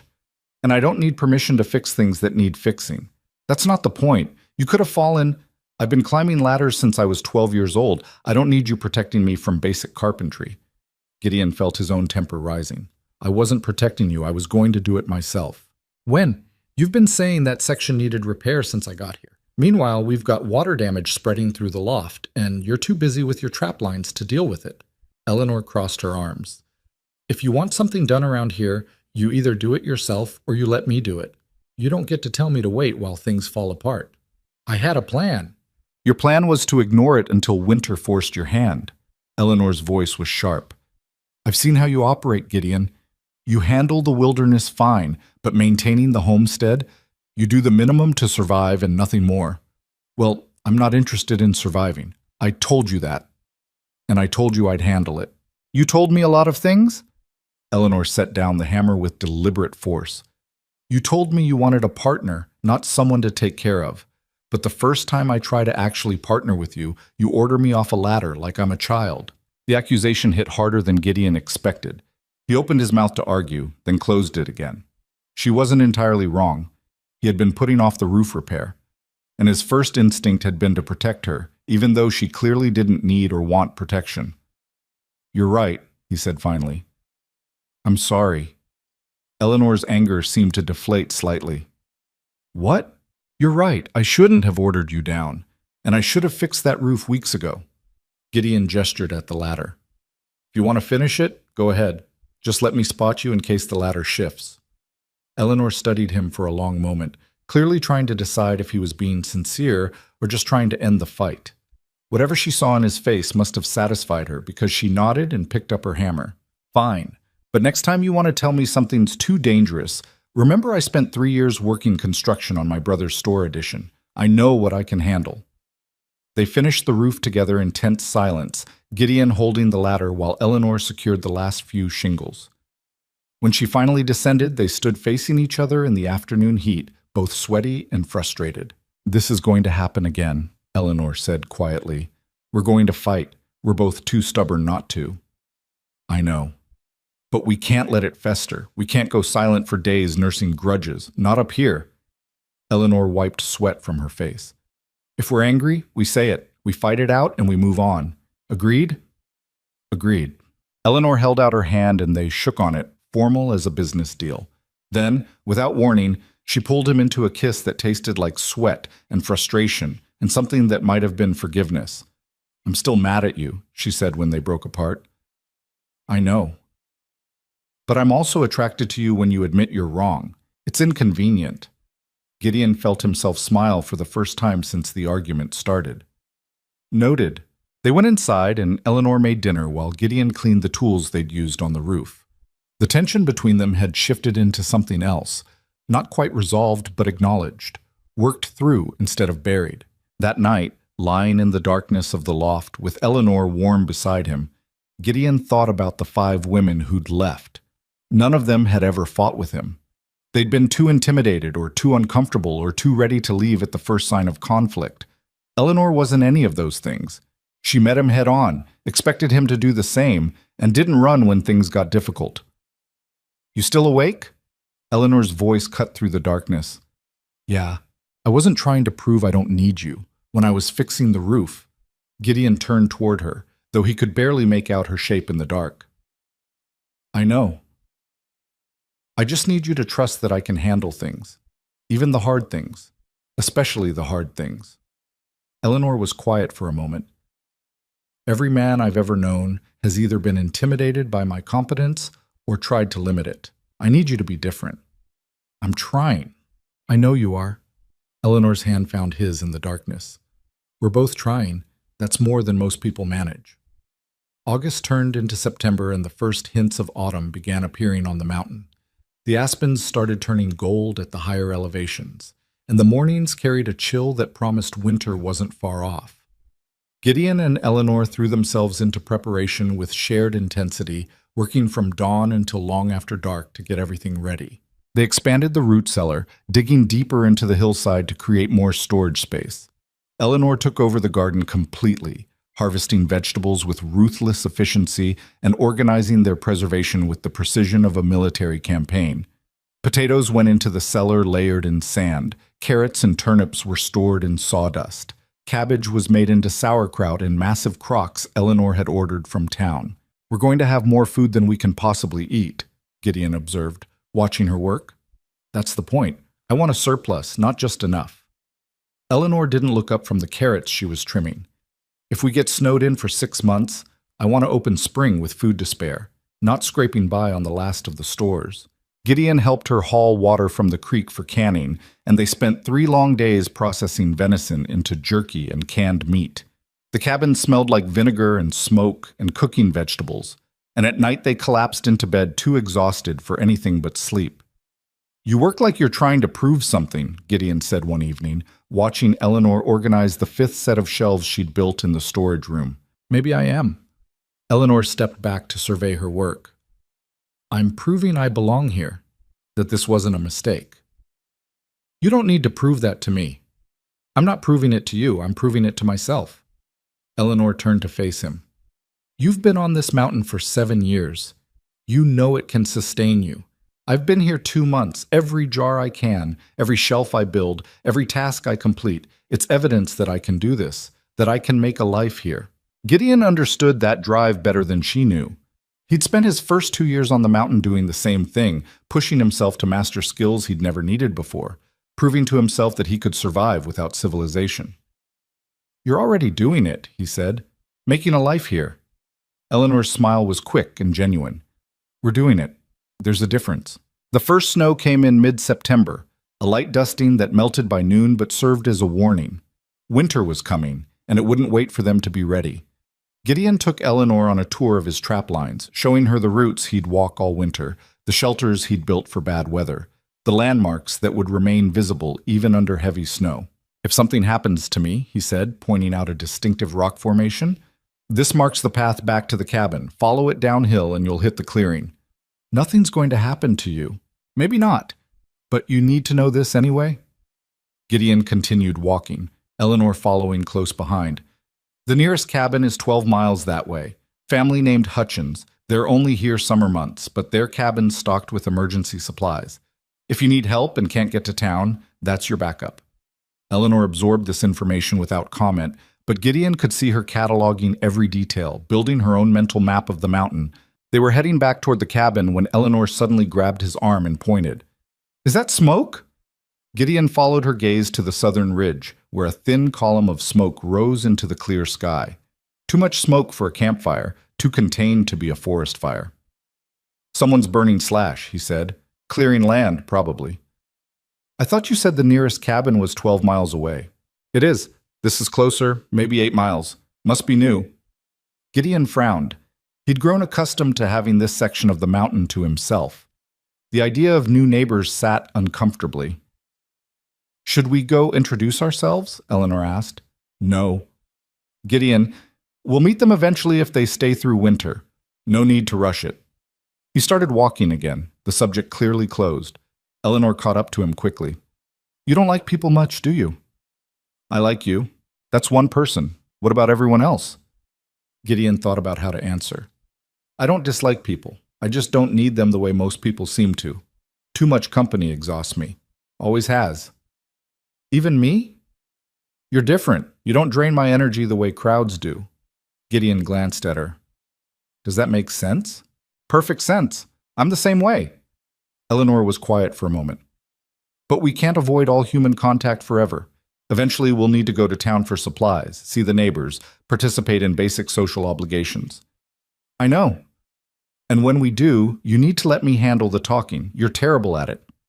Gideon couldn't argue with that assessment. They made their first trip to town in October, riding down with a load of furs Gideon had been accumulating and a list of supplies they'd need to make it through winter. Morrison's trading post was busy with other mountain families doing the same last-minute stocking, and several people stopped to stare when Gideon and Eleanor walked in together. Well, well, Morrison called from behind the counter. The mountain man and his bride. Heard you two got married quick. Quick enough, Gideon said. Eleanor stepped forward before he could say anything else. We need to place a large order, Mr. Morrison. I have a list. She pulled out 3 pages of carefully itemized supplies: flour, sugar, salt, coffee, ammunition, lamp oil, fabric for sewing, thread, needles, and a dozen other items Gideon would never have thought to request. Morrison's eyebrows climbed as he read through the list. This is enough to feed an army. It's enough to feed 2 people through a Montana winter without running short. Eleanor's tone was matter-of-fact. Can you source everything by the end of the week? Most of it. Some items might take longer. Make a note of what you can't get, and I'll adjust accordingly. Eleanor turned to Gideon. I'm going to check the dry goods section. You handle the ammunition and traps. She walked away before he could respond, leaving Morrison grinning at Gideon from behind the counter. She's got you well trained. She's got me organized, Gideon corrected. There's a difference. He spent the next hour selecting ammunition and examining new trap designs while Eleanor moved through the store with systematic efficiency. Other shoppers gave them a wide berth, and Gideon caught fragments of whispered conversations. Lasted longer than the others. Wonder if she knows what she's gotten into. Winter will tell the tale. Eleanor either didn't hear or didn't care. She completed her shopping with the same focused determination she brought to everything, and by the time they left Morrison's post, their pack mule was loaded with enough supplies to see them through to spring. They were talking about us, Eleanor said as they rode out of town. They always do. Doesn't it bother you? Gideon considered the question. Used to, not anymore. Let them talk. We know the truth of what we're building. Eleanor smiled at that, and they rode the rest of the way home in comfortable silence. The new neighbors made themselves known in late October when a man and a teenage boy appeared on the trail leading to Gideon's cabin. Gideon spotted them from the woodshed and felt his shoulders tense automatically. Eleanor emerged from the cabin, wiping her hands on her apron. We have visitors. I see that. The man raised his hand in greeting as he approached. He was maybe 40, weathered by outdoor work, with a boy of about 15 trailing behind him. Hello there. Name's Thomas Warren. This is my son, Billy. We're your new neighbors to the south. Gideon forced himself to step forward and shake the offered hand. Gideon Voss. My wife, Eleanor. Pleasure to meet you both. Warren's smile was genuine, but his eyes kept drifting to Gideon's scar in a way that made it clear he was fighting not to stare. We just moved up from Colorado, bought the old Henderson property, thought we'd introduce ourselves before winter set in.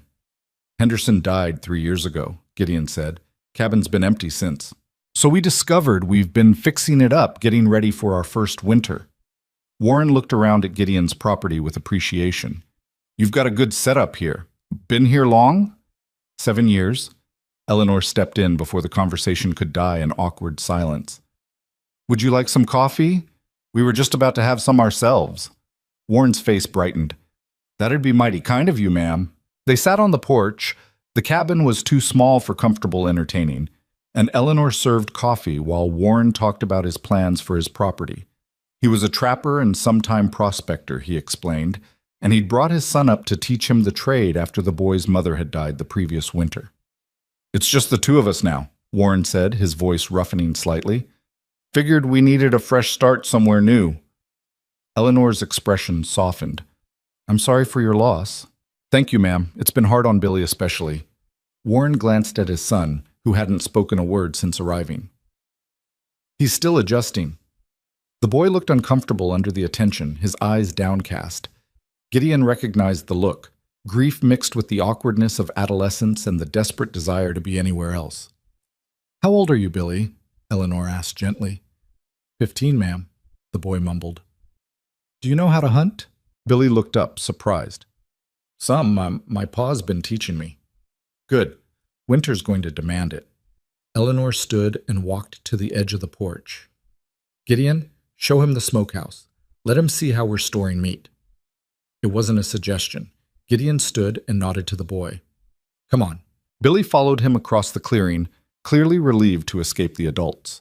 Gideon showed him the smokehouse Eleanor had insisted they build, explaining the curing process and the amount of meat they'd need to sustain them through winter. Your wife, Billy said hesitantly, she's real direct. Yes. My ma was like that. Scared some people. Gideon glanced at the boy. Your father one of them? No, sir. He loved her for it. Said she was the strongest woman he'd ever known. Billy's voice caught. She got sick so fast. 1 week she was fine, the next, I'm sorry. They stood in silence for a moment, both uncomfortable with the emotion but understanding it nonetheless. Finally, Billy spoke again. You been up here alone all these years? Until recently. Must have been lonely. Sometimes. Gideon looked back at the cabin where Eleanor was still talking with Warren. But lonely's better than being with the wrong people. Billy absorbed this wisdom with the seriousness only teenagers can muster. How'd you know she was the right people? Gideon thought about Eleanor's blunt letters, her fearless arrival, the way she'd rebuilt his life without asking permission. She didn't try to change me, and I didn't try to change her. We just fit. When they returned to the porch, Warren was standing to leave. We should get back before dark. Billy and I still have a lot of work to finish before the first big snow. If you need anything, Eleanor said, you're welcome to come by. We're not much for socializing, but neighbors should look out for each other. Warren's relief was visible. I appreciate that, ma'am. Same goes for you. If you folks need an extra set of hands, just holler. After they left, Gideon turned to Eleanor. You didn't have to invite them to come back. Yes, I did. That man just lost his wife, and he's trying to raise a grieving boy in the wilderness. Common decency requires we help if we can. I don't like having people around. I know. But we're going to be neighbors for however long they stay, and I won't have you being rude to a widower and his son just because you prefer solitude. Eleanor's voice was firm. Besides, Billy's a good kid. He'll need someone to talk to besides his father, especially as winter sets in. And you've appointed yourself that someone? If necessary. Eleanor looked at him directly. You can be as antisocial as you want with everyone else, but those two get kindness, non-negotiable. Gideon recognized that tone. Fine. Good. Eleanor's expression softened. Thank you. The Warrens became semi-regular visitors over the next few weeks, stopping by every week or so with questions about the mountain or requests to borrow tools. Gideon tolerated it with more grace than he expected from himself, largely because Eleanor was right. Billy needed the contact with people who weren't his grieving father, and Thomas Warren was trying desperately to hold his small family together.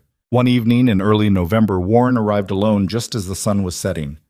Sorry to bother you folks so late, he said, clearly agitated. But Billy's run off. He took a rifle and some supplies this morning and hasn't come back. I've been searching all day, but I can't find his trail. Gideon was already moving, grabbing his coat and his own rifle. Which direction did he head? North, toward the high country. He's been talking about proving himself, doing something to make me proud. Warren's voice was strained. He's a good shot, but he doesn't know these mountains yet. If night catches him up there, we'll find him. Gideon looked at Eleanor.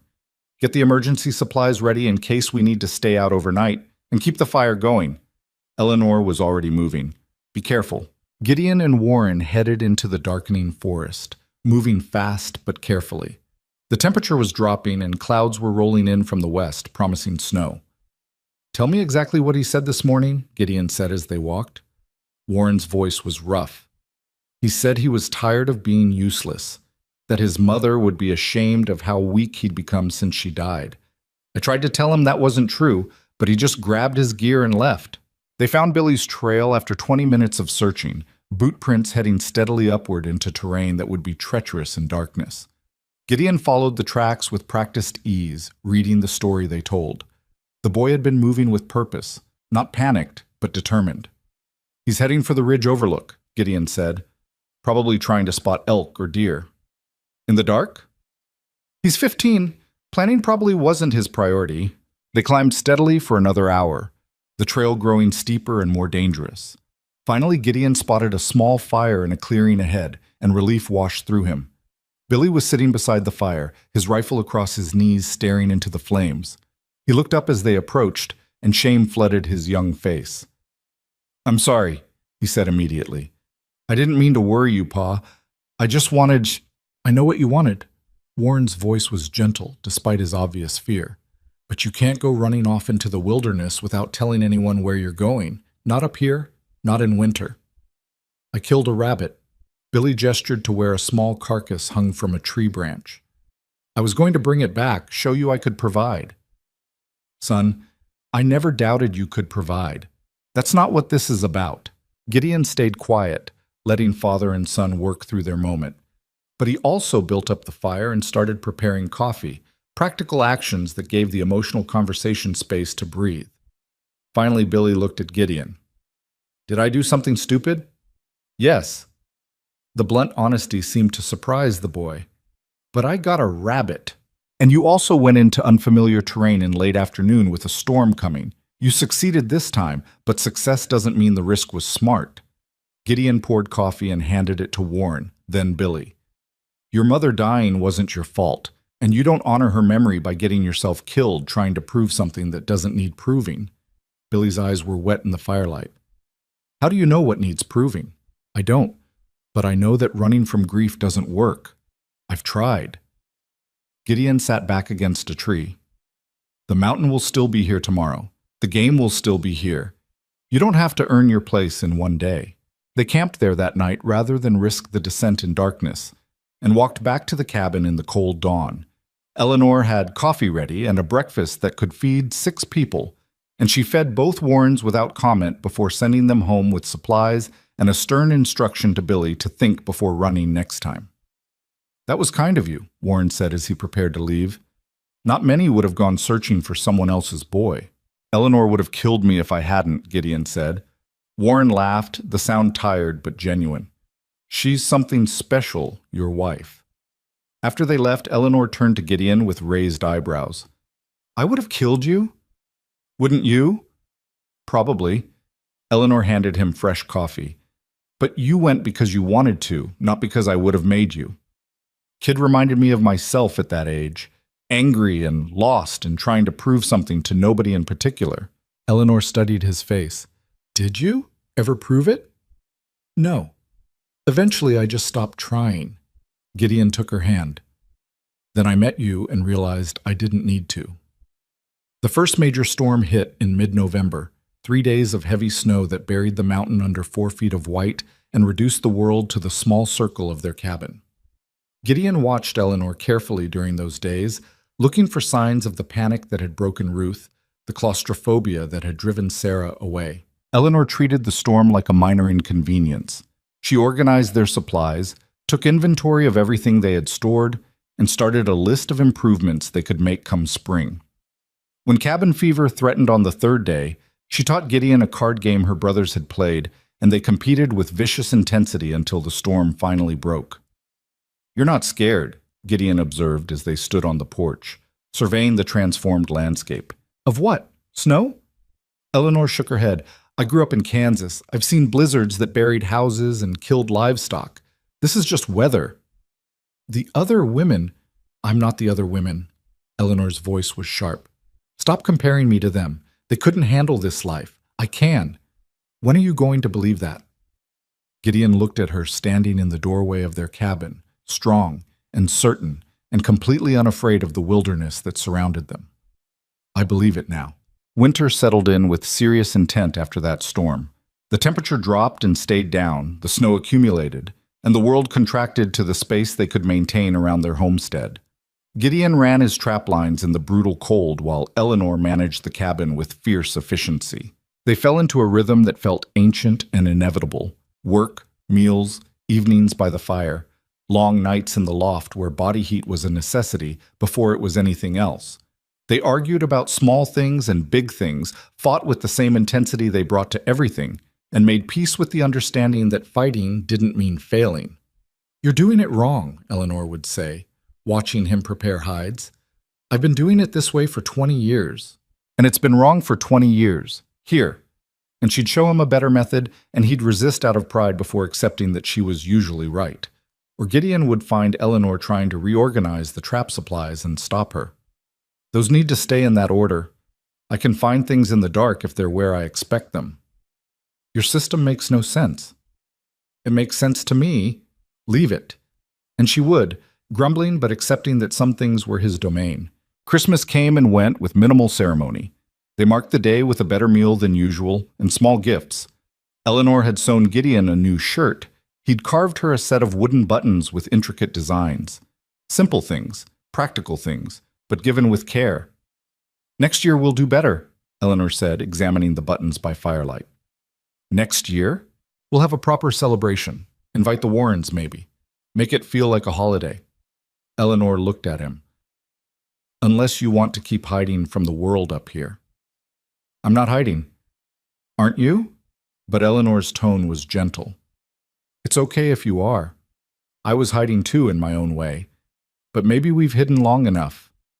Gideon thought about that as winter deepened. Was he hiding, or had he simply found a place where he didn't need to perform for anyone's comfort but his own? The answer came in January when a freak warm spell melted enough snow to make the trail to town passable. Gideon suggested they make the trip to restock a few supplies, and Eleanor agreed immediately. Morrison's post was quiet when they arrived, only a handful of customers braving the uncertain weather. But Mrs. Abernathy was there, and she cornered Eleanor while Gideon was examining ammunition. "Mrs. Voss, I haven't seen you since the wedding. How are you managing up there?" "Very well, thank you." "Really? I must admit, we all thought—" Mrs. Abernathy trailed off delicately. "Well, you know what we thought. That I'd run like the others?" Eleanor's voice was cool. "I'm not running, Mrs. Abernathy. I'm building a home." "Of course, dear. It's just that your husband is so— and the mountain is so—" Another delicate pause. "Isolated." Gideon started to move toward them, but Eleanor's voice stopped him. "My husband is strong, capable, and honest. The mountain is beautiful, and the isolation is exactly what we both wanted." Eleanor's tone was pleasant, but her words were steel. "I understand that some women couldn't handle the life we're building, but I'm not some women. I'm exactly where I choose to be." Mrs. Abernathy's face flushed. "I didn't mean to suggest—" "Yes, you did, and now I've answered your concern. Was there anything else you needed to discuss?" Gideon watched his wife dismantle the town gossip with surgical precision, and something warm unfurled in his chest. Eleanor wasn't defending him out of obligation. She was defending their life together because she valued it. When they left Morrison's post an hour later, several people had witnessed Eleanor's declaration. The story would spread, Gideon knew. The mountain man's wife wasn't running. She was staying. She was fighting for what they'd built. "That was bold," he said as they rode out of town. Eleanor shrugged. "I'm tired of people treating our marriage like an experiment that's going to fail. We're not failing, Gideon. We're succeeding in a way they can't understand. They'll never understand. I don't need them to. I just need them to stop expecting me to run." Eleanor looked at him. "I told you I was staying. I meant it." February brought the hardest cold of the winter, temperatures dropping so low that breathing hurt and exposed skin froze in minutes. They stayed close to the cabin, venturing out only for essential tasks, burning through wood at an alarming rate to keep the space livable. On the worst days, they huddled close to the stove and talked about the future. Eleanor wanted to expand the cabin, add a second room before next winter. Gideon wanted to build a proper barn for livestock, maybe goats, maybe a milk cow if they could get one up the mountain. "We could support a family here," Eleanor said one evening, her voice casual. "If we wanted to." Gideon looked at her carefully. "Is that something you want?" "Maybe. Someday." Eleanor met his eyes. We're not spring chickens, either of us. If we're going to have children, we should probably think about it sooner rather than later. The idea terrified and thrilled him in equal measure. A child. A family. Everything he'd wanted with the 5 women who'd left him, finally possible with the 1 woman who'd stayed. We'd need to expand the cabin first, he said. Build that second room. Maybe a third. We'd need to store more food. Children eat constantly. We'd need to plan better for medical emergencies. Getting to town in winter with a sick child, we'd need a lot of things, Eleanor smiled. But we have time to prepare, and we're good at preparing. March arrived with false promises of spring, warm days that melted the snow followed by hard freezes that turned everything to ice. Gideon was checking his traps on one of those treacherous mornings when he slipped on a hidden patch of ice and fell hard, his ankle twisting beneath him with a crack that echoed through the silent forest. The pain was immediate and overwhelming. Gideon tried to stand and nearly passed out. His ankle was either badly sprained or broken, and he was 3 miles from the cabin with no way to walk. He managed to splint the ankle using his belt and a tree branch, then began the agonizing process of crawling and hopping back toward home. It took him 4 hours to cover 3 miles, each movement sending fresh waves of pain through his leg. Eleanor found him when he was still half a mile from the cabin. She took one look at his condition, and her face went pale, but her voice stayed steady. How bad? Broken, probably. Maybe just badly sprained. Eleanor got her shoulder under his arm and helped him the rest of the way to the cabin. Once inside, she examined the ankle with careful hands, her face grim. It's broken. I can feel the bones grinding. Eleanor looked up at him. We need to get you to town, to a real doctor. Trail's not passable. That ice yesterday. I'll make it passable. Eleanor was already moving, gathering supplies. I'll ride down, bring back the doctor, or bring back materials to set it properly. You're not losing this foot because we're too stubborn to ask for help. Eleanor, the trail is dangerous. I don't care. Her voice was fierce. You went searching for Billy in a storm because it was necessary. I'm riding to town because this is necessary. Don't argue with me. She was right, and Gideon knew it, but the thought of her navigating that treacherous trail alone made his chest tight with fear. Eleanor saw it in his face. She knelt beside him and took his hands. I can do this. You need to trust that I can do this. I do trust you. You just want to protect me. I know. Eleanor kissed him quickly. But right now, I'm protecting you. Let me. She left within the hour, riding Gideon's steadiest horse with supplies and a determination that would have been frightening if it wasn't so necessary. Gideon spent the next 6 hours in agony, physical pain from his ankle, emotional pain from imagining every possible disaster that could befall Eleanor on that dangerous trail. She returned just after dark, the doctor riding behind her on a second horse she'd somehow acquired. Your wife is terrifying, the doctor said, climbing down stiffly. She threatened to drag me up this mountain by my ears if I refused to come. I offered him triple his usual fee first, Eleanor said calmly. The threats only came after he tried to refuse. The doctor set Gideon's ankle with practiced efficiency, splinting it properly and leaving instructions for care. Eleanor paid him generously and rode back down with him to return the borrowed horse, arriving back at the cabin near midnight, exhausted but triumphant. Don't ever do that again, Gideon said when she crawled into bed beside him. Break your ankle or save your life. Scare me like that. Eleanor was quiet for a moment. You scared me too. When I found you crawling through the snow, covered in ice, your face gray with pain, I've never been that frightened in my life. I'm sorry. Don't be sorry, just heal. Eleanor rested her head carefully on his shoulder. We take care of each other now. That's what this is. Gideon's ankle took weeks to heal properly, forcing them into new rhythms.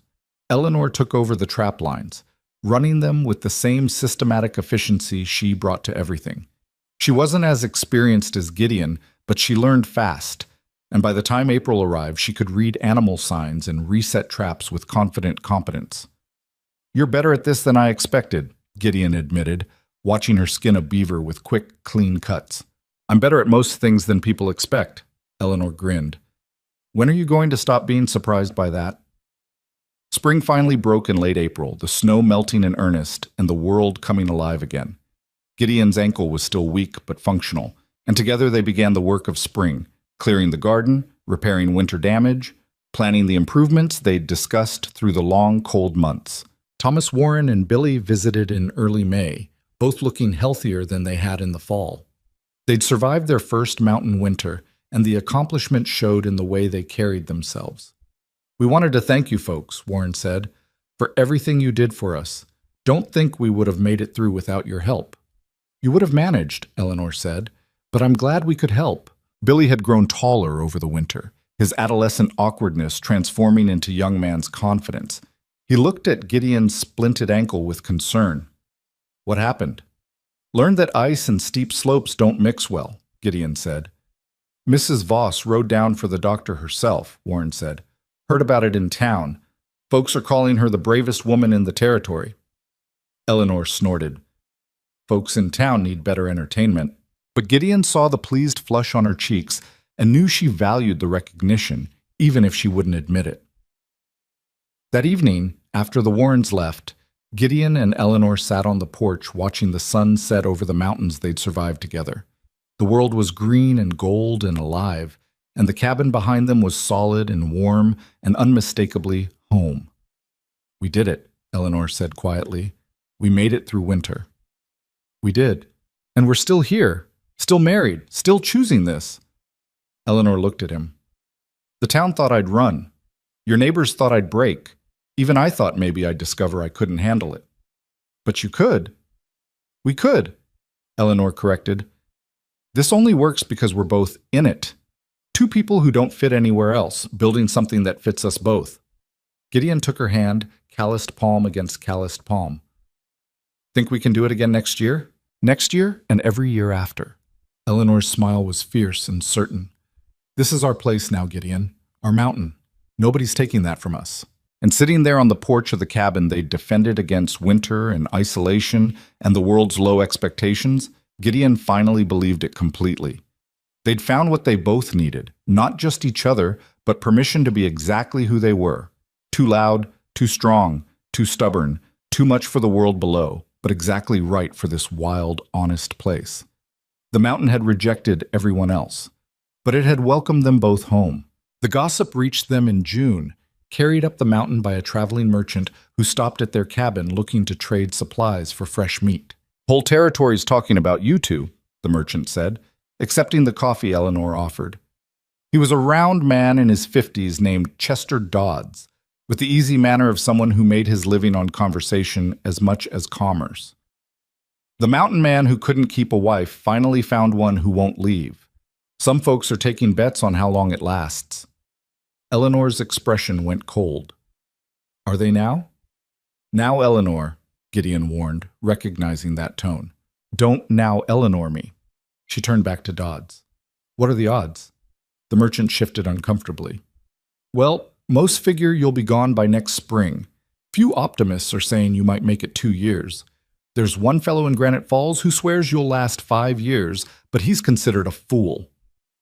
"And what do you think, Mr. Dodds?" Eleanor's voice was dangerously pleasant. Dodds looked between them, clearly realizing he'd stepped into something.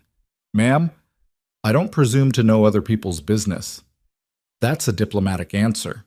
Eleanor refilled his coffee with more force than necessary. "Here's what you can tell those gamblers in town. Eleanor Voss isn't going anywhere. Not in 1 year, not in 5, not in 50. This is my home, and these are my mountains, and anyone who wants to bet against that is welcome to lose their money." "Yes, ma'am." Dodds gulped his coffee. "I'll be sure to pass that along." After the merchant left, practically fleeing down the trail, Gideon found Eleanor in the garden, attacking weeds with violent efficiency. "You scared him half to death." "Good. Maybe word will spread and people will stop treating our marriage like a curiosity." Eleanor yanked a stubborn root from the ground. "I'm tired of it, Gideon. Tired of proving myself to people who've already decided I'm going to fail. So stop proving yourself. Stop caring what they think." "Easy for you to say. You've been disappointing people for years. I'm new at it." Eleanor sat back on her heels, dirt smeared across her face. "Every time someone looks at me with pity or skepticism, I want to scream. We've built something good here.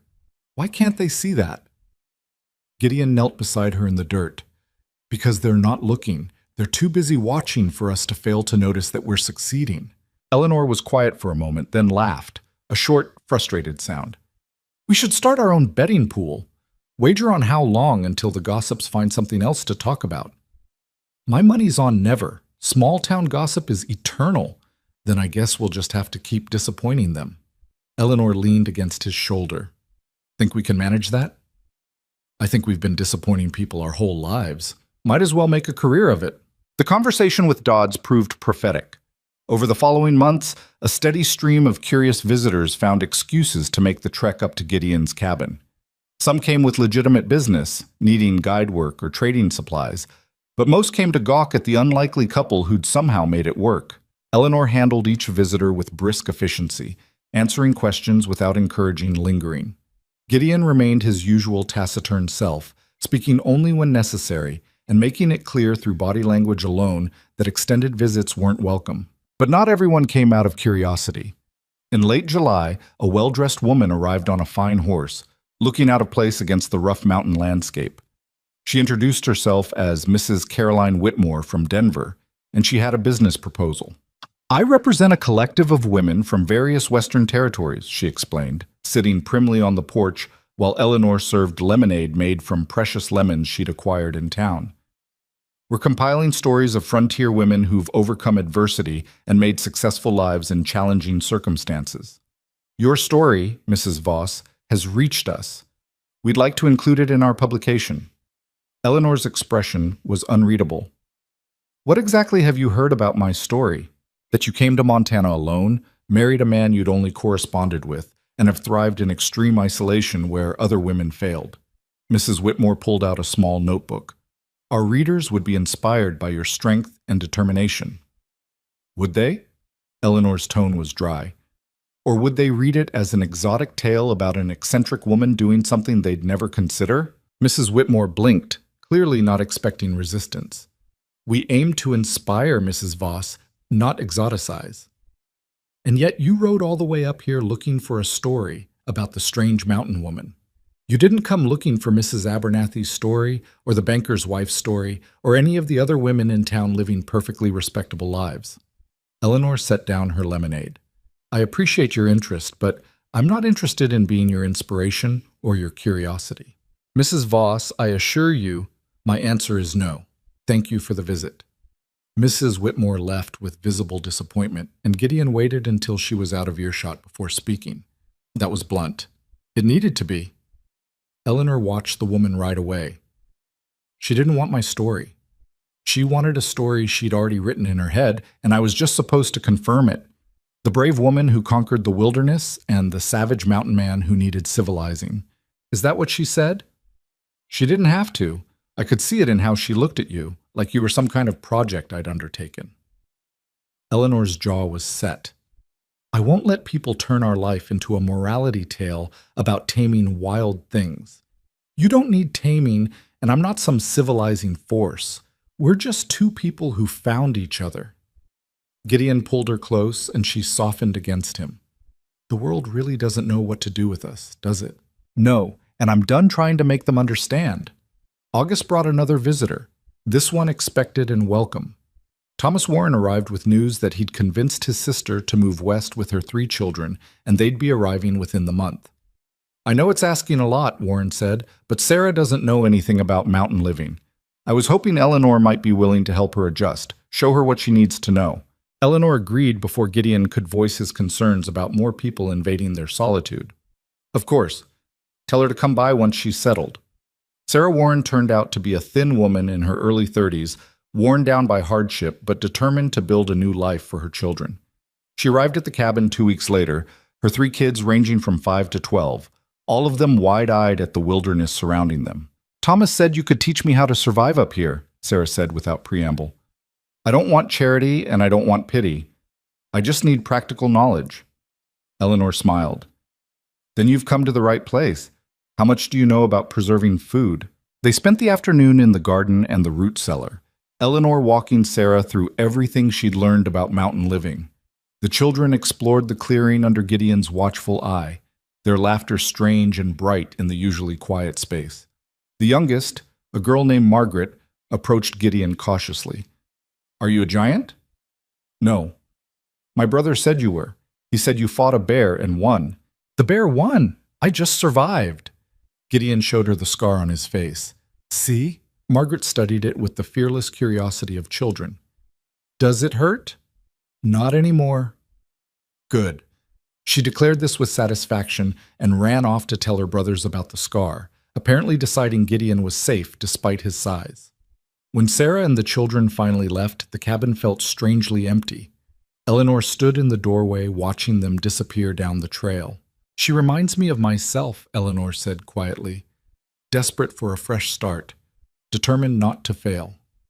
You're helping her. We're helping her. You were good with the children. Gideon shrugged, uncomfortable with the praise. They're just kids. Most men your size would terrify them. You didn't. Eleanor looked at him thoughtfully. You'd be a good father. The statement hung in the air between them, weighted with possibility. They'd talked about children in abstract terms, but this felt different, more immediate. Is that something you want? Gideon asked carefully. Soon, I mean. Eleanor was quiet for a long moment. I'm 39 years old. If we're going to have a family, we can't wait much longer. She turned to face him. But I need to know you want it too. Really want it, not just accepting it, because I do. Gideon thought about the cabin filled with children's laughter, about teaching a son or daughter to read the mountain signs, about building something that would outlast them both. I want it, he said. I've wanted it since before you arrived, but I need to know you're ready. Having a child up here, it's not like having one in town. There's risk. Everything worth doing carries risk. Eleanor took his hand. We'll be careful. We'll plan. And when the time comes, we'll figure it out the way we've figured out everything else. Fall arrived with its usual burst of color, the aspens turning gold, and the air carrying the sharp bite of coming winter. Eleanor threw herself into preparation with even more intensity than the previous year, driven by the knowledge that this winter they might be preparing for more than just themselves. She didn't tell anyone her suspicions at first, not even Gideon. But in late September, when her monthly courses failed to arrive for the second time, she sat him down after dinner with her face carefully composed. I'm pregnant. Gideon's coffee cup stopped halfway to his mouth. You're sure? As sure as I can be without a doctor confirming it. But yes, I'm sure. Eleanor's hand moved unconsciously to her stomach. The baby would come sometime in late April or early May, if I'm calculating right. That's right at spring thaw. Trail might not be passable to get you to town. Gideon's mind was already racing through logistics, potential problems, necessary preparations. I know, that's why we need to plan carefully. Eleanor pulled out a list she'd already started. We'll need to bring the doctor up before the first snow, have him teach us what to expect. We'll need extra medical supplies, more stored food, additional firewood in case I'm bedridden longer than expected. We should tell the Warrens. Sarah's had 3 children. She'll know. No. Eleanor's voice was firm. Not yet. I want to make it through the first few months before we tell anyone. Women lose babies, Gideon, especially older women like me. I don't want to announce it and then have to announce we lost it. The fear in her voice made Gideon's chest tight.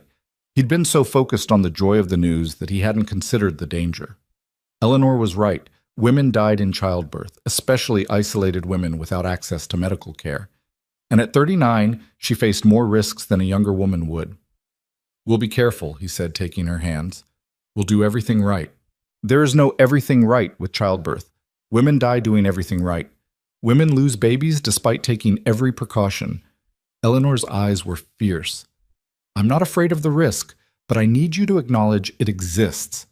I need you to promise that if something goes wrong, if you have to choose between me and the baby, you choose me. The request felt impossible. Eleanor, promise me. I won't go through this pregnancy terrified that you'll sacrifice me to save a child I might not survive delivering anyway. Her grip on his hands tightened. I need to know you'll choose me. Gideon had never considered he might have to make such a choice. The idea of losing Eleanor was unbearable, but so was the idea of losing their child. But looking at her face, seeing the real fear beneath her practical exterior, he knew there was only one answer. I promise. You come first. Always. Eleanor's relief was visible. She leaned forward and kissed him, and Gideon tasted salt and realized she was crying. "I'm terrified," she whispered against his mouth. "I've never been this scared in my life." "I know, me too." They held each other in the lamplight, two people who'd always prided themselves on fearlessness, finally admitting that some things were worth being afraid of. True to Eleanor's plan, they rode to town in early October and brought the doctor back up the mountain. Dr. Marcus Chen, a cousin of young Tommy Chen who worked for Morrison, examined Eleanor thoroughly and pronounced her healthy and strong. "Your age is a factor," he said bluntly, "but you're in excellent physical condition, which helps. The isolation is my main concern. If there are complications during delivery, you need to be able to get help quickly." "Can you be here when the time comes?" Eleanor asked. Chen considered. "If you send word when labor starts and the trail is passable, yes. But if it comes during a storm or while the pass is snowed in, you'll be on your own. You should prepare for that possibility." He spent the rest of the day teaching them both what to expect, walking them through the stages of labor, potential complications, emergency procedures.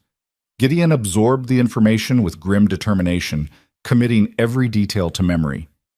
"You're taking this seriously," Chen observed. "Good.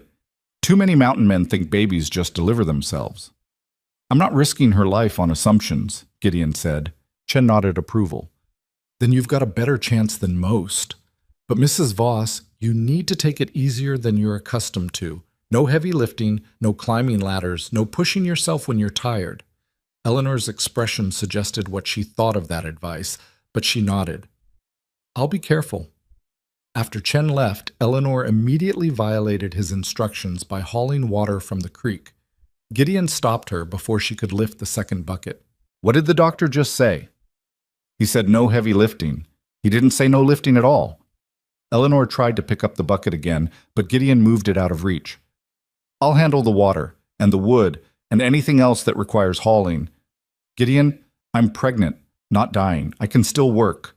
"I know you can. I'm asking you not to. For the baby." He softened his voice. "Please." Eleanor looked like she wanted to argue, but finally she sighed. "Fine, but I'm not spending the next 7 months sitting idle. I'll find other work." She did. Eleanor threw herself into tasks that didn't require heavy lifting, sewing winter clothes for the baby, organizing and reorganizing their supplies, teaching herself to knit from a book she'd ordered from town. She drove Gideon half mad with her restless energy, unable to sit still for more than a few minutes at a time. "You're nesting," Sarah Warren observed when she visited in November. Eleanor had finally told the Warrens about the pregnancy, and Sarah had arrived with advice and hand-me-down baby clothes from her own children. "I'm organizing," Eleanor corrected. "You've reorganized that supply shelf 4 times since I got here. That's nesting." Sarah smiled. "I did the same thing with all 3 of mine." Drove Thomas half crazy. Eleanor looked at the shelf she'd been rearranging and laughed.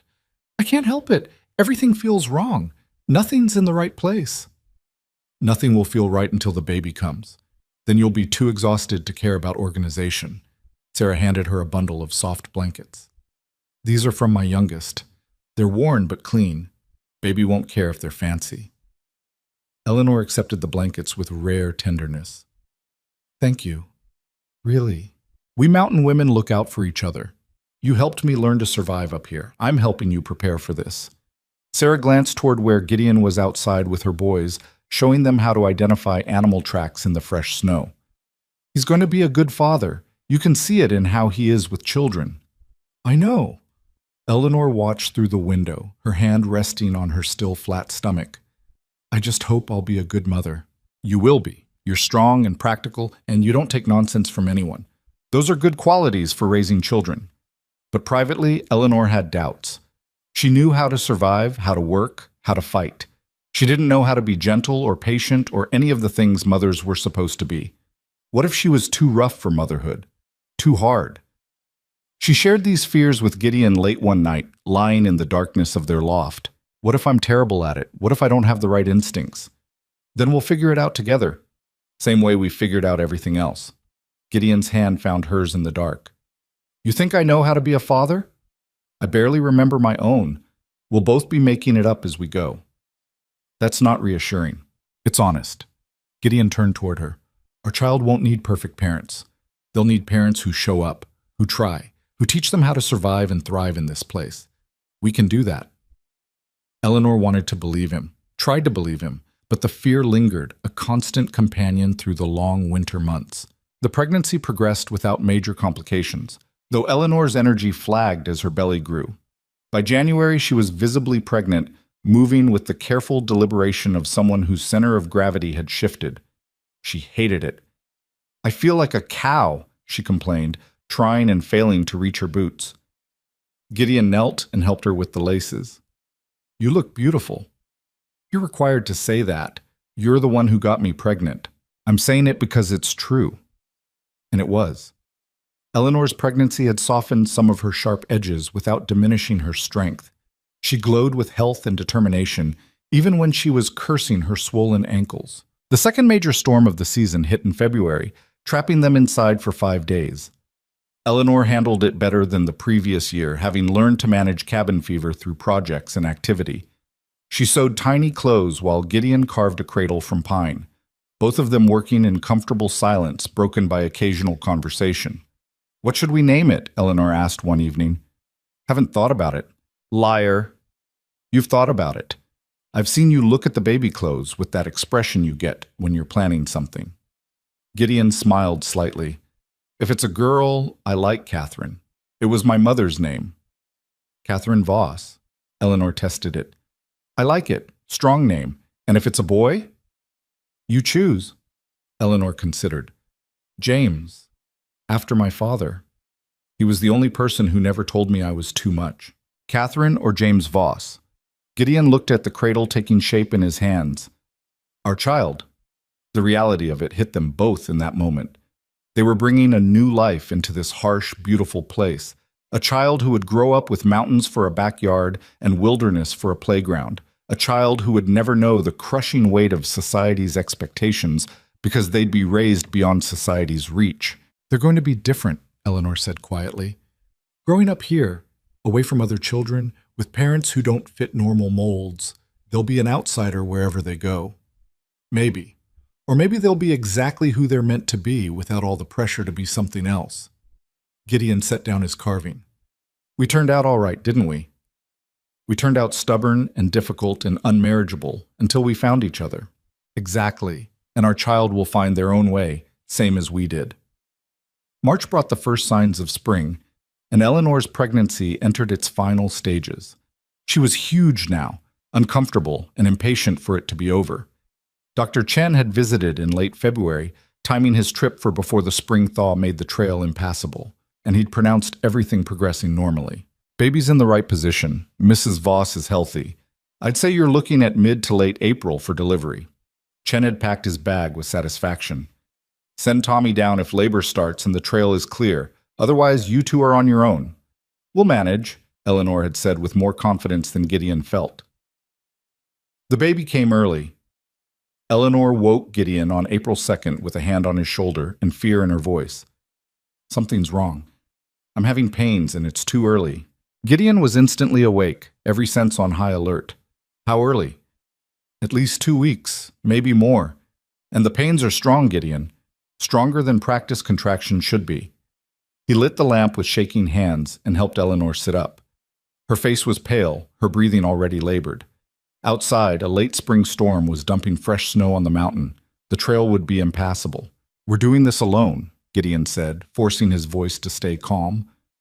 Just like we prepared for. You remember what Chen taught us? I remember. Eleanor gripped his hand as another contraction hit. But I'm scared. Me too, but we can do this.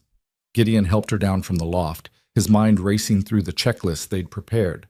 Clean linens, boiled water, sharp knife sterilized in flame, everything they might need laid out and ready. The labor lasted 14 hours. Gideon stayed with Eleanor through every contraction, letting her squeeze his hands hard enough to bruise, offering water and encouragement when she could accept it. She was strong, and she was tough, and she was terrified, all of it visible on her face as she fought to bring their child into the world. I can't do this, she gasped during a particularly brutal contraction. Gideon, I can't. Yes, you can. You're the strongest person I know. You've got this. I'm going to die.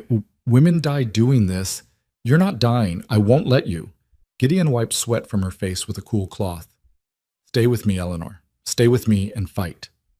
Near midnight, the baby finally crowned. Gideon guided their child into the world with hands that shook, despite his desperate attempts at steadiness. The baby, a girl, came out purple and silent, and for one horrible moment, Gideon thought they'd lost her. Then she gasped, coughed, and began to cry. The sound was the most beautiful thing Gideon had ever heard. Eleanor collapsed back against the pillows, sobbing with relief and exhaustion. Gideon cleaned the baby quickly, checking to make sure everything was as it should be. 10 fingers, 10 toes, breathing clear and strong.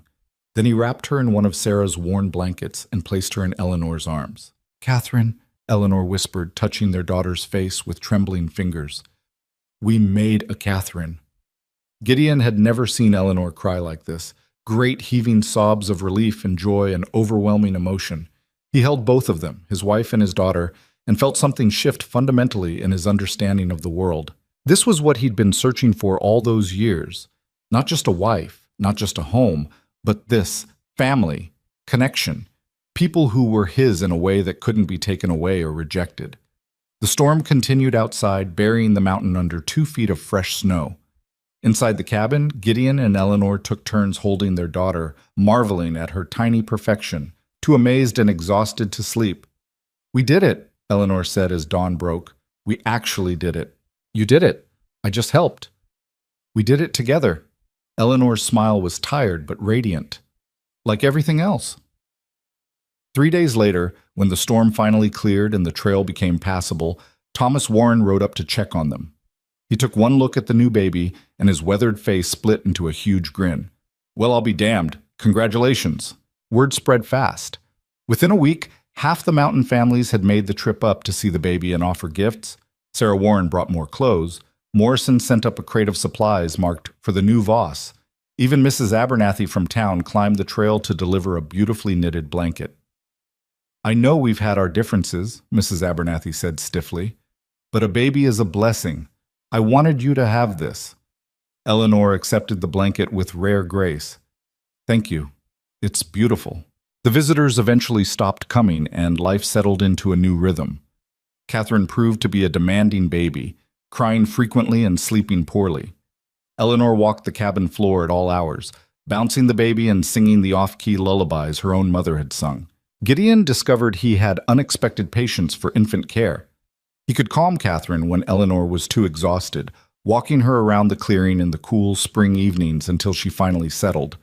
He built a sling that allowed him to carry her while he worked, and she seemed to find the rhythm of his movements soothing. "You're a natural," Eleanor observed, watching him repair a fence while Catherine dozed against his chest. "She likes the motion, reminds her of being carried inside you, probably. Or she just knows her father." Eleanor smiled. "The town took bets on how long I'd last. Wonder what they'd think if they could see us now." Gideon looked at their daughter, at the cabin they'd built together, at the garden already starting to show green shoots of their second spring together. "I don't care what they think." "Neither do I." Eleanor walked over and kissed first Catherine's head, then Gideon's cheek. "Let them think whatever they want. We know the truth." The truth was simple. 2 people the world had given up on had found each other and built something that worked. It wasn't perfect. Nothing about their life was perfect. But it was honest and real and entirely their own. Summer arrived in full force, and with it came the realization that they'd need to expand the cabin sooner rather than later. Catherine was already outgrowing her cradle, and Eleanor was adamant about having a separate room for her before next winter. "We can't all sleep in the loft forever. She needs her own space." "I'll start on it next week," Gideon promised. "We'll add a room to the east side, maybe 12 by 12. Give her space to grow." They broke ground on the addition in June, working in shifts while the other watched Catherine. It was slow going with a baby to care for, but by late July the frame was up and the walls were taking shape. Thomas and Billy Warren came up to help with the roof raising, making what would have been a week's work pass in 2 days. Afterward, they all sat on the porch drinking cold cider Eleanor had made, watching Catherine sleep in her sling. "Never thought I'd see the day," Thomas said, shaking his head. "Gideon Voss with a family." Makes two of us, Gideon replied. Town's still talking about you two. Some folks are saying maybe they were wrong about the match. Eleanor snorted. Some folks need to find better ways to spend their time. Can't argue with that. Thomas finished his cider and stood. But for what it's worth, I'm glad you two made it work. Good to see happy endings still happen sometimes. After they left, Eleanor turned to Gideon with raised eyebrows. Happy ending? Is that what this is? Don't know. Haven't reached the ending yet. Good answer. Eleanor took his hand. Let's see how long we can keep the story going. August brought more visitors, some welcome, most tolerated. Word of the mountain couple and their baby had spread beyond just the local territory, and curious travelers occasionally made the trek up to see for themselves. Eleanor handled them all with the same brisk efficiency, allowing brief visits but making it clear their family wasn't a spectacle. Most people respected the boundary. A few didn't and found themselves politely but firmly ushered off the property. You're getting better at running people off, Gideon observed after she'd dispatched a particularly persistent journalist who wanted to write about frontier motherhood. Practice makes perfect, though I shouldn't have to practice running off intruders on our own land. Could put up a sign, private property, trespassers will be shot. Eleanor laughed. Tempting, but then we'd have to shoot someone, and that's more trouble than it's worth. They finished the addition in early September, and Eleanor immediately set about making it into a proper nursery.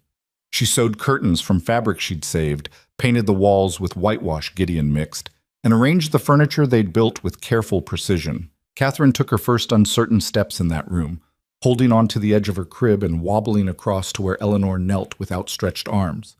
It was a small thing, a developmental milestone thousands of children reached every day.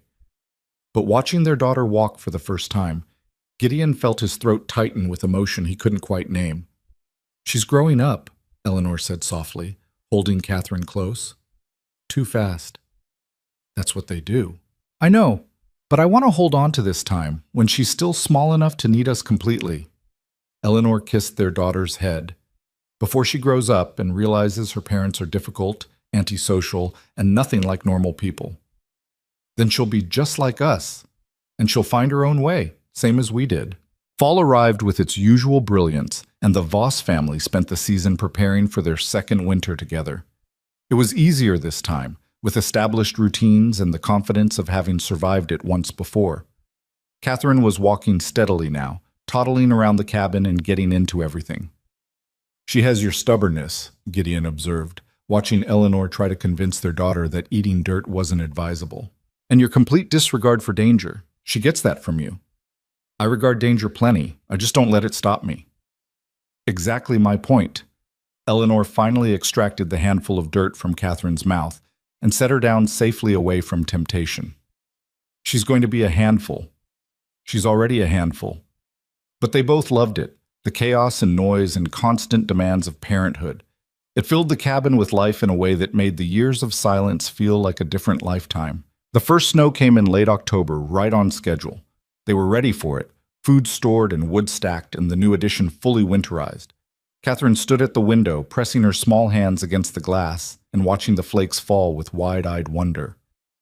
Snow, Eleanor told her. That's snow, Catherine. No, Catherine repeated, her vocabulary still limited but growing daily. Gideon scooped her up and brought her outside to experience it properly.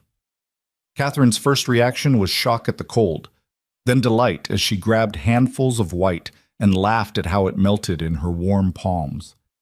This was what they'd built, Gideon thought, watching his daughter discover winter for the first time. Not just a home or a marriage or a family, but a whole world where they could all be exactly who they were without apology or explanation. The mountain had rejected everyone else, but it had given them everything. That second winter passed differently than the first. The cabin that had once echoed with silence now rang with Catherine's laughter and tears, with Eleanor singing off-key while she cooked, with Gideon's low voice reading stories by lamplight. The isolation that had broken other women became their sanctuary, a place where their small family could exist without judgment or expectation. But the outside world had a way of intruding, even on the highest mountains. The trouble started in March, when the spring thaw came early and brought with it a wagon train of settlers heading for the high country. They stopped at Morrison's post to resupply, and one of the families, the Keatings, a loud clan from Ohio with 6 children and opinions about everything, decided they wanted to see the famous mountain hermit and his unlikely wife. They arrived unannounced on a gray afternoon, their wagon groaning up the trail with determination that bordered on aggression. Gideon saw them coming from half a mile away and felt his shoulders tense. "We have visitors," he called to Eleanor. She emerged from the cabin with Catherine on her hip and surveyed the approaching wagon with narrowed eyes. "I don't remember inviting anyone." "You didn't." The Keatings spilled out of their wagon like invading forces. Mr. and Mrs. Keating, their 6 children ranging from teenage to toddler, and Mrs. Keating's sister who'd apparently come west to escape scandal back home. They descended on the cabin with barely contained curiosity. "Mr. Voss, Mrs. Voss!" Mr. Keating was a portly man with a salesman's smile. "We heard about you two in town and simply had to come meet you. What a remarkable story." Eleanor's expression could have frozen the creek. "We're not a story. We're people who value our privacy." Of course. We won't stay long. Just wanted to see how you manage up here, all alone with a baby." Mrs. Keating, a thin woman with sharp eyes, was already cataloging every detail of their property. "Must be terribly hard without proper society." "We manage fine," Gideon said, positioning himself between the Keatings and his family. "And we've got work to do, so if you'll excuse us—" "Oh, but we've come all this way. Surely you can spare a few minutes for Christian hospitality." Mr. Keating's smile never wavered. "My wife made cookies specifically to share with your little one." Catherine, who'd been watching the strangers with suspicious eyes, buried her face in Eleanor's shoulder. She was 15 months old now, old enough to recognize that these people weren't like the few mountain families she knew. "Catherine doesn't take food from strangers," Eleanor said firmly, "and I'm afraid we really are quite busy. Perhaps another time."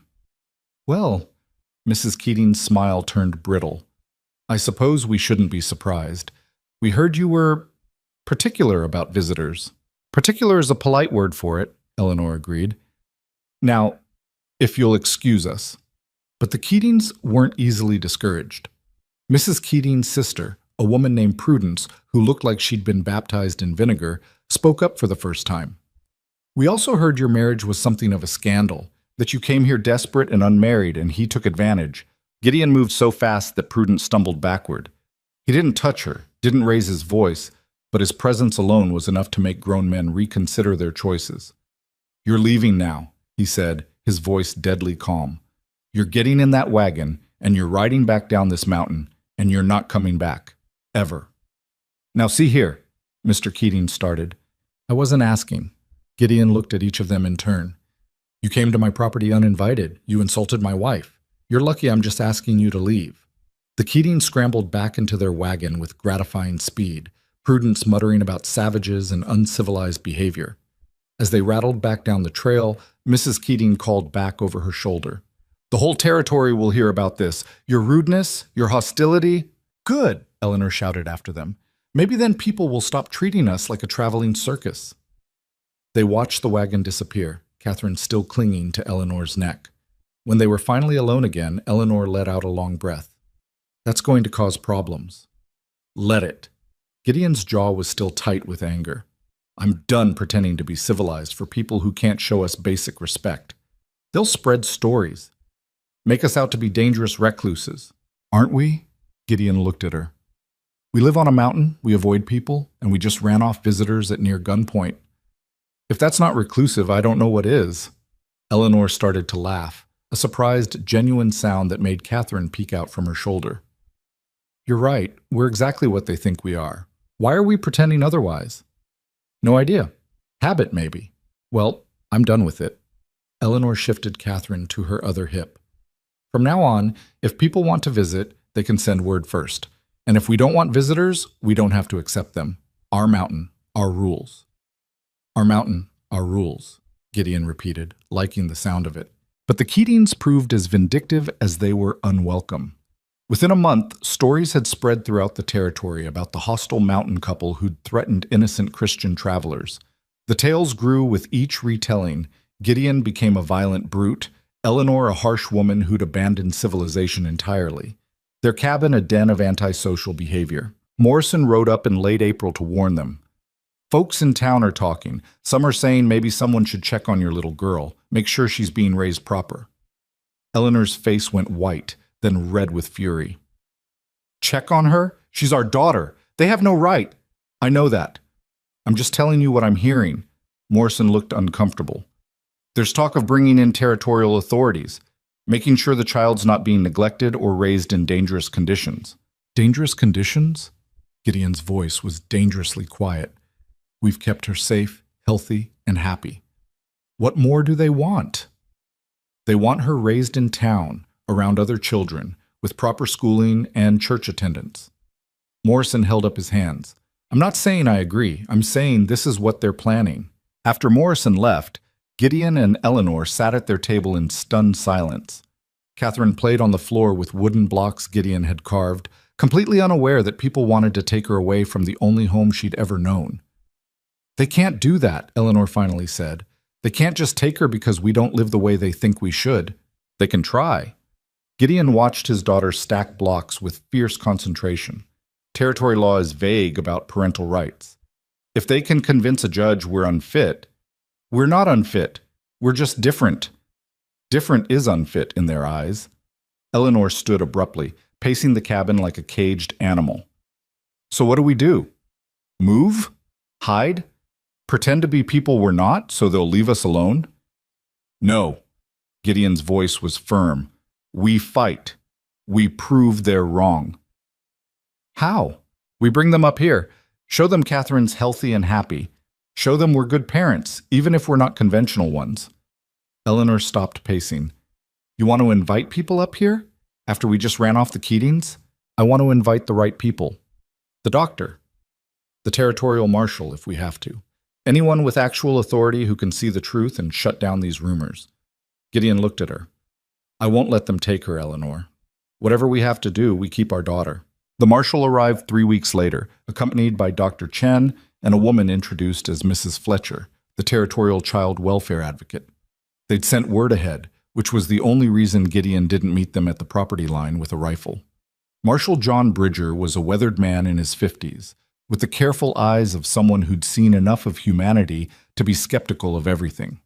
He shook Gideon's hand firmly and nodded respectfully to Eleanor. Mr. and Mrs. Voss, I appreciate you agreeing to this visit. I know it's intrusive. It's necessary, apparently. Eleanor's voice was tight. Since people seem to think we're abusing our daughter. Nobody's accused you of abuse, ma'am. Just unconventional child rearing. Mrs. Fletcher was a stern woman with kind eyes. We need to ensure Catherine's welfare, that's all. Then ensure it. Eleanor stepped aside. Our home is yours to inspect. They spent the next hour going through every aspect of Catherine's care. Mrs. Fletcher examined the nursery, the food stores, the medical supplies. Dr. Chen gave Catherine a thorough checkup and pronounced her remarkably healthy for a mountain child. Marshal Bridger asked questions about their daily routine, their plans for Catherine's education, their provisions for emergencies. Through it all, Catherine charmed them effortlessly. She showed Mrs. Fletcher her favorite toys, climbed into Dr. Chen's lap to show him a scrape on her knee that needed kissing, and demonstrated for the marshal how high she could count, all the way to 12 before getting distracted by a butterfly. She's clearly well cared for, Dr. Chen said finally. Well-fed, healthy, meeting all her developmental milestones. I see no cause for concern. Mrs. Fletcher was more hesitant. But the isolation. She has no playmates, no other children to socialize with. How will she learn to interact with society? She interacts with the Warrens and their children weekly, Eleanor said. Sarah Warren brings her 3 kids up here regularly, and Catherine plays with them just fine. But no formal schooling, no church attendance, no exposure to culture and civilization. She's 18 months old, Gideon interrupted. Most children her age aren't attending formal schooling either. But when she's older, we'll teach her to read and write and do mathematics, same as any parent would. She doesn't need a schoolhouse to learn. Marshal Bridger had been quiet through most of the inspection, watching and listening. Finally he spoke. Mr. Voss, Mrs. Voss, I'll be straight with you. There are people in town who think you two are dangerous. They point to your size, Mr. Voss, and your scar, and your reputation for violence. They say Mrs. Voss is too mannish, too harsh, Not maternal enough. They claim this child is being raised by wolves. Eleanor's hands clenched into fists, but Bridger held up a hand. I'm telling you what they say, not what I believe. What I believe is this. I've seen real neglect. I've seen children beaten, starved, abandoned. This child is none of those things. She's loved, healthy, and happy. Different isn't the same as wrong. Relief flooded through Gideon so powerfully he had to sit down. Mrs. Fletcher still looked uncertain, but she nodded slowly. I'll report that Catherine appears well cared for. But Mrs. Voss, I have to ask, don't you worry about her future? About her ability to find her place in the world when she's been raised so far from it? Eleanor looked at Catherine, who was now showing Marshal Bridger how to stack blocks properly. I worry about a lot of things, but I don't worry about her finding her place in the world. We'll teach her to make her own place, wherever she chooses to be. Same as we did. After the officials left, with promises to quash the rumors and shut down any further investigations, Gideon and Eleanor collapsed onto the porch, exhausted by the scrutiny. That was terrifying, Eleanor admitted. They could have taken her. But they didn't. Eleanor took his hand. They saw the truth. That's all we needed. Is it, though? Gideon looked at the mountains surrounding them. Those people in town, they're never going to accept how we live. They're always going to see us as strange, dangerous, wrong. Catherine's going to grow up with that judgment. So did we. And we survived it. Barely. Gideon's voice was rough. I don't want that for her. The constant feeling of not fitting, of being too much or not enough. Eleanor was quiet for a long moment. Then we make sure she knows she's exactly right, exactly as she is. We teach her that the world's opinion doesn't define her worth. And when she's old enough, we let her choose, stay on this mountain or go down to find her own way. But we make sure she knows she always has a home here, a place where she fits completely. It was the right answer, the only answer. But it didn't make the fear go away entirely. Summer arrived, and with it came an unexpected visitor, Elizabeth Morris, the fifth woman who'd run from Gideon before even meeting him. She rode up the trail on a fine horse, well-dressed and clearly prosperous, and asked permission to speak with them both. Gideon's first instinct was to refuse, but Eleanor's curiosity won out. Let's hear what she has to say. Maybe she's come to apologize for wasting your time. Elizabeth wasn't what Gideon remembered.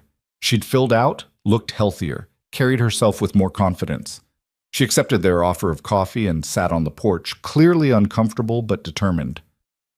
I owe you an apology, Mr. Voss. A long overdue apology. Elizabeth looked at her hands. I treated you terribly. I agreed to come here, let you believe we might have a future, then ran the moment things got real. That was cowardly. It was honest, Gideon said. You knew you couldn't handle this life. Better to leave than to stay and be miserable. Maybe, but I should have been honest from the beginning. Should have admitted I was looking for adventure, not a real life. Elizabeth glanced at Eleanor. I heard you found someone who could handle it. Someone strong enough for this place. I wanted to see for myself. Eleanor's expression was unreadable. And what do you see? I see someone who's actually brave, not just pretending to be. Someone who stayed when I ran. Elizabeth's smile was sad. I married a banker in Denver. He's kind and successful and completely ordinary. We have a nice house, and I attend nice parties, and I'm bored out of my mind most days. But it's the life I can handle, so I make it work. Why are you telling us this? Gideon asked. Because I've been hearing stories about you two. How you're strange and hostile and raising your daughter in dangerous isolation. And I thought, those stories are being told by people who've never had the courage to choose their own path. People who can't understand that some folks need different things. Elizabeth stood, preparing to leave. I just wanted you to know that not everyone thinks you're wrong. Some of us know we're cowards, and we respect the people who aren't.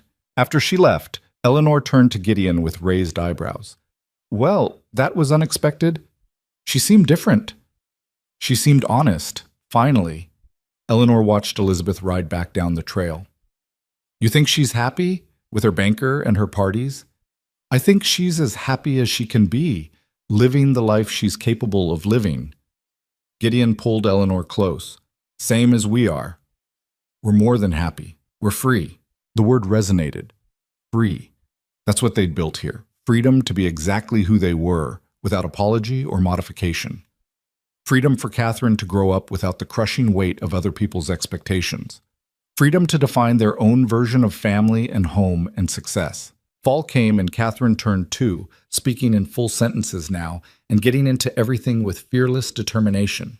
She was, as Eleanor had predicted, a handful, stubborn, curious, completely unafraid of the wilderness that surrounded them. She tried to pet a porcupine today, Eleanor reported one evening, showing Gideon the quills she'd had to pull from Catherine's hand. I told her not to touch it. She looked me right in the eye and touched it anyway. She gets that from you. She gets that from both of us. We've raised a tiny tyrant. But Eleanor's voice was full of affection. Sarah Warren says she's never seen a child so confident, says most 2-year-olds are timid around new things. Catherine's not most children. No, she's ours. They celebrated Catherine's 2nd birthday with the Warrens, a simple party with cake Eleanor had made, and presents the families had cobbled together from available materials. Billy Warren, now 17 and shooting up like a weed, had carved Catherine a set of animal figures that she immediately claimed as her favorites. You're good with your hands, Eleanor told him. Have you thought about apprenticing with a carpenter or a woodworker? Billy shrugged, embarrassed by the praise. Pa wants me to take over his trap lines eventually. What do you want? The question seemed to startle the boy. I don't know. Nobody's ever asked me that. Well, I'm asking. You're almost grown now. Time to start thinking about what kind of life you want to build. Gideon watched Eleanor counsel the boy and felt something warm in his chest. She was good at this, helping people see possibilities they'd never considered for themselves. She'd done it for him, after all. Shown him that his life could be more than just survival. Winter came hard that year, the worst they'd seen yet. Snow piled up to the cabin's windows and temperatures dropped so low that water froze inside the cabin if they let the fire die down. They were completely cut off from the outside world for 3 solid months, just the 3 of them in their small space. It should have been suffocating. Instead, it was perfect. They fell into rhythms that felt ancient. Gideon maintaining their firewood and checking their stores, Eleanor managing the household and teaching Catherine her letters. All of them together in the evenings telling stories and playing simple games. The isolation that had broken other families made them stronger, more tightly bonded. Catherine thrived in it. She didn't know that other children lived differently, surrounded by playmates in schools and churches. She only knew that her world consisted of 2 adults who loved her completely, in a wilderness that was her kingdom. You think she'll resent us someday? Eleanor asked one night, watching Catherine sleep in her small bed. For raising her so far from everything? Maybe. Probably. Gideon pulled Eleanor close. But I think she'll also thank us for giving her space to be herself. For not forcing her into a mold she doesn't fit. I hope so. I hope we're doing this right. There is no right. There's just what we're doing and trying our best. Spring brought the thaw and the return of contact with the outside world. The first visitor was Morrison, riding up with supplies and news. Town's mostly stopped talking about you folks, he reported. Marshal Bridger made it clear anyone who kept spreading rumors would answer to him. Folks decided their time was better spent on other people's business. Thank God for small favors, Eleanor said. There is one thing, though. Morrison looked uncomfortable. There's a new family moving into the valley, from back east. They've got money, and they're building a big house down near the settlement. Wife is apparently very interested in civilizing the territory, organizing social events, starting a proper school, that sort of thing. Good for her, Eleanor said, as long as she leaves us alone. That's the thing. She's heard about Catherine, wants to offer her a place in the school when it opens, free of charge. Eleanor's expression hardened. Catherine doesn't need her charity. I'm just passing along the message, ma'am. You can tell Mrs. Pemberton yourself when she rides up here. She's planning to visit? She's planning to visit everyone. Considers it her duty to bring culture to the mountains.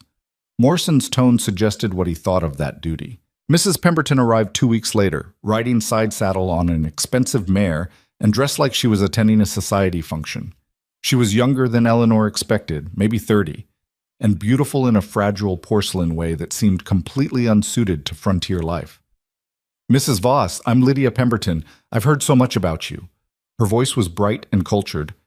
And you must be Mr. Voss. My, you're imposing, aren't you? Gideon said nothing. Eleanor stepped forward. What can we do for you, Mrs. Pemberton?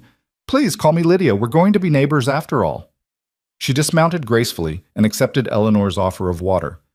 I wanted to discuss your daughter's education. I'm opening a school in the fall, and I'd be delighted to have Catherine attend. Catherine's 2 years old. Yes, but it's never too early to start proper socialization, and I understand she's been raised rather informally.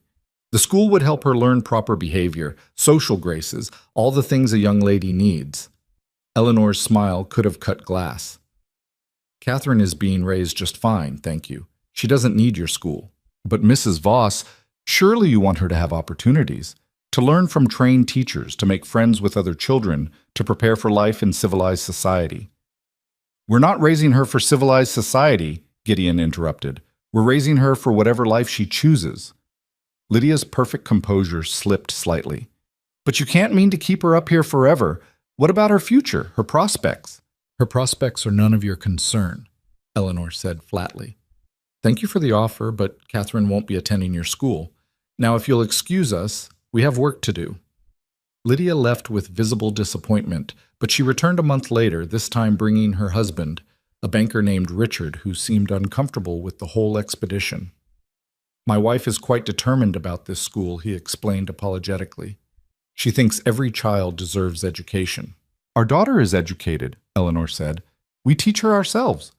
But surely professional instruction is no better than what we can provide. We're both literate, capable of teaching mathematics and history and everything else a child needs. Catherine doesn't require a schoolhouse. Lydia tried a different approach. But what about socialization? Children need other children. She has other children. The Warren kids visit regularly. That's sufficient. It's really not, though. Lydia's voice took on a harder edge. A child raised in isolation, without proper social structure, will grow up unable to function in normal society. Good, Eleanor said, because normal society is exactly what we're trying to avoid.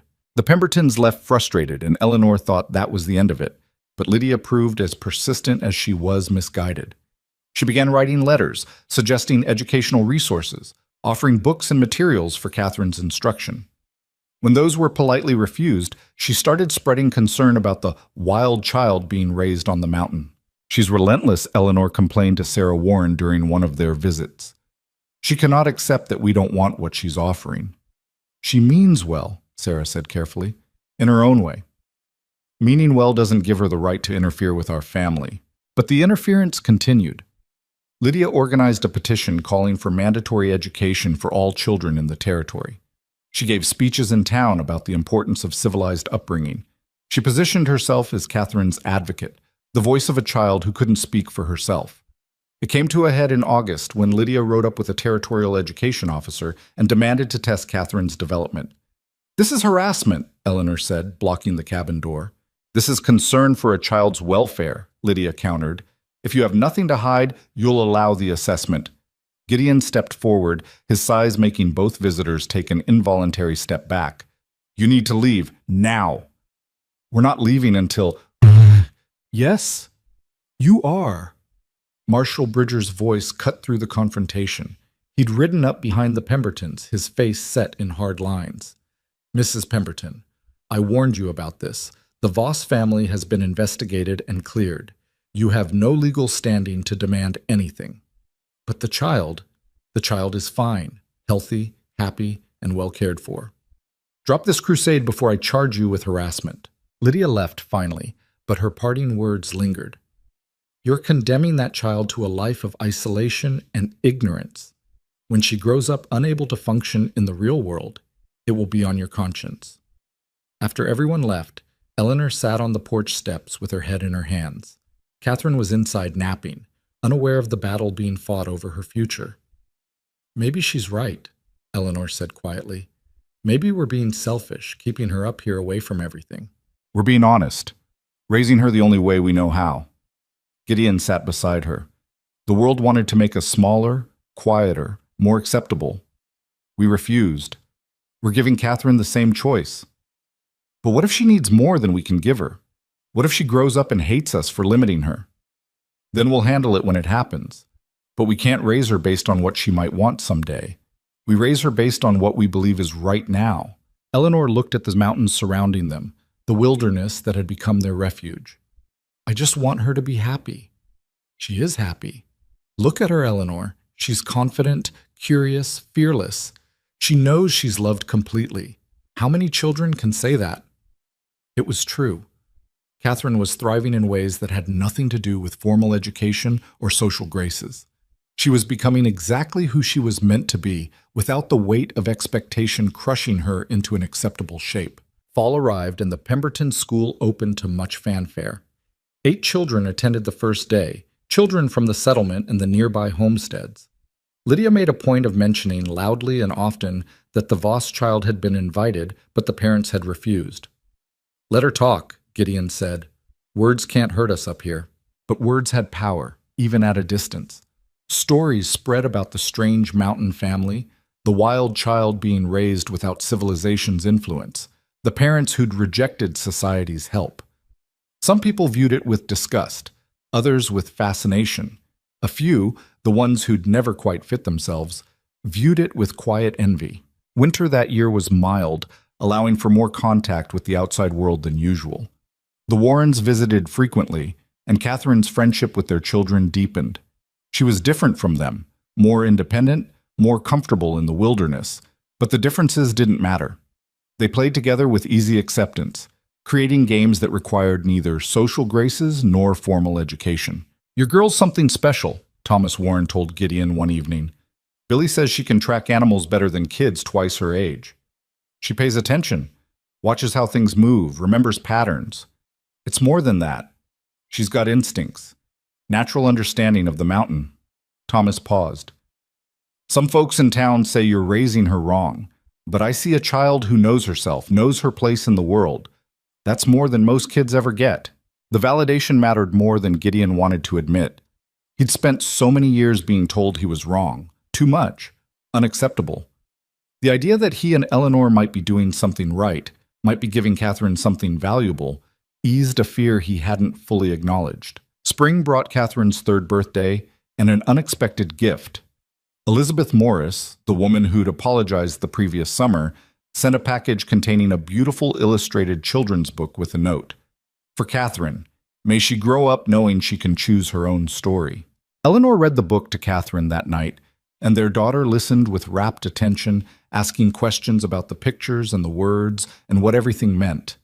At 3 years old, she was already starting to read simple words, taught by parents who valued education even if they rejected formal schooling. "She's going to be smart," Eleanor observed, watching Catherine trace letters with her finger.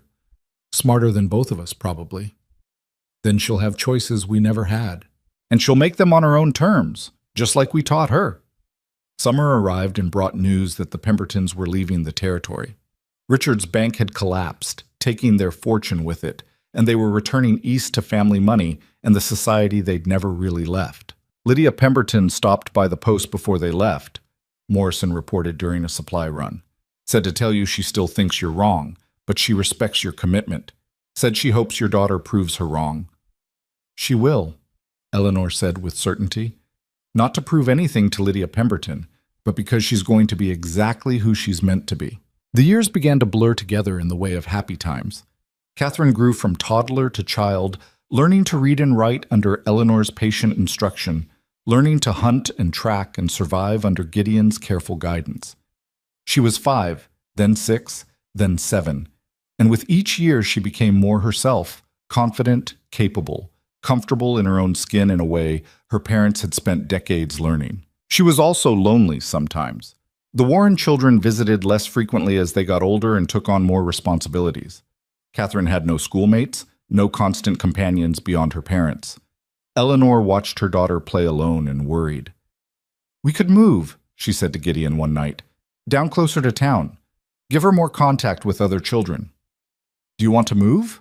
Eleanor thought about the cabin they'd built together, the mountain that had given them permission to exist.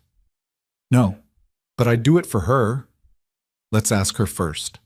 They did, sitting Catherine down at the table and explaining the choice. She could stay on the mountain with them, or they could move to town where she'd have neighbors and friends and access to the school. Catherine listened carefully, her young face serious. At 7 years old, she was already starting to think like the woman she'd become, weighing options, considering consequences.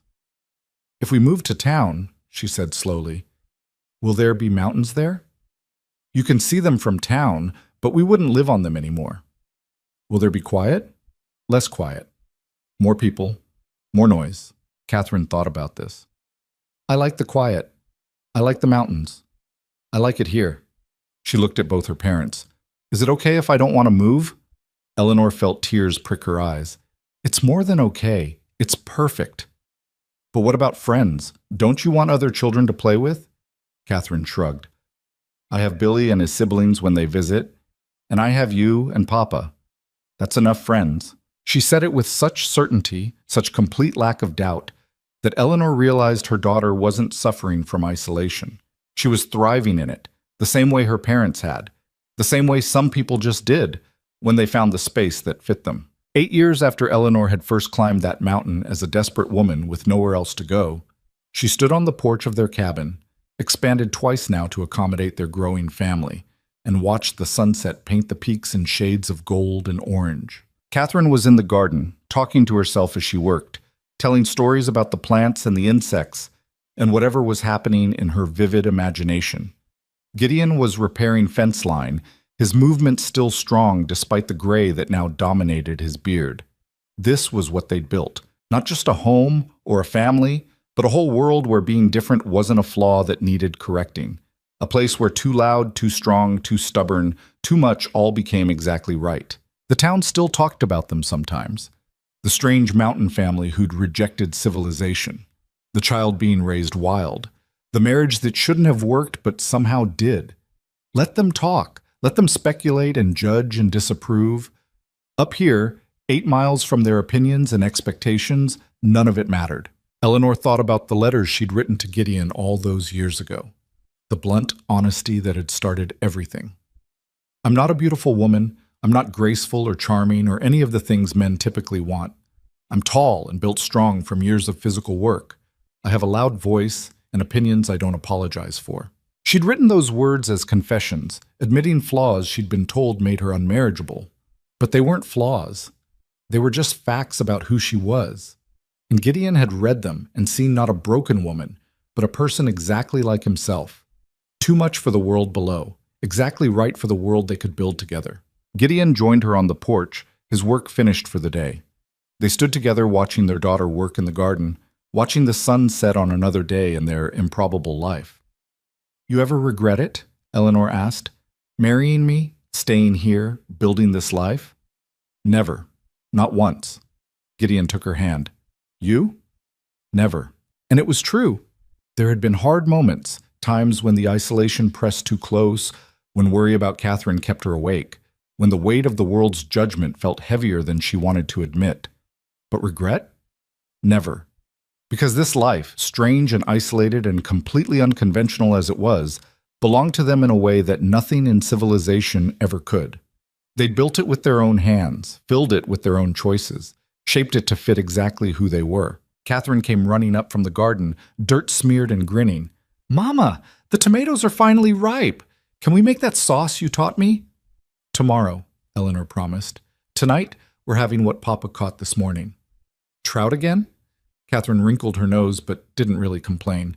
She'd grown up eating what the mountain provided, and she wouldn't know to expect anything else. They went inside together as darkness fell, lighting lamps and preparing the evening meal. Through the window, the wilderness stretched out in every direction, vast, unforgiving, and perfect. 20 years later, travelers passing through the territory still told stories about the mountain family. The giant trapper who'd finally found a wife tough enough to stay. The strong woman who'd chosen wilderness over civilization. The daughter they'd raised wild and free. Some stories were true. Many were exaggerated. All of them missed the point. The point was simple. Two people who didn't fit anywhere else had found each other and built a space that fit them both. They'd raised a daughter who knew her worth wasn't determined by how well she matched other people's expectations. They'd created a life that worked precisely because they'd stopped trying to make it work for anyone but themselves. Gideon Voss had been rejected by 5 women before Eleanor Pike. Eleanor Pike had been rejected by 3 men before Gideon Voss. The world had looked at them both and said too much, too big, too strong, too stubborn, too loud, to everything. But up on that mountain, surrounded by wilderness and silence and the occasional curious visitor, too much became exactly enough. And that was the only truth that mattered. The cabin stood solid against another winter storm, smoke rising from its chimney in a thin gray line. Inside, a family gathered around their table, warm and safe and completely themselves. The world below had its opinions. The mountain didn't care, and neither did they.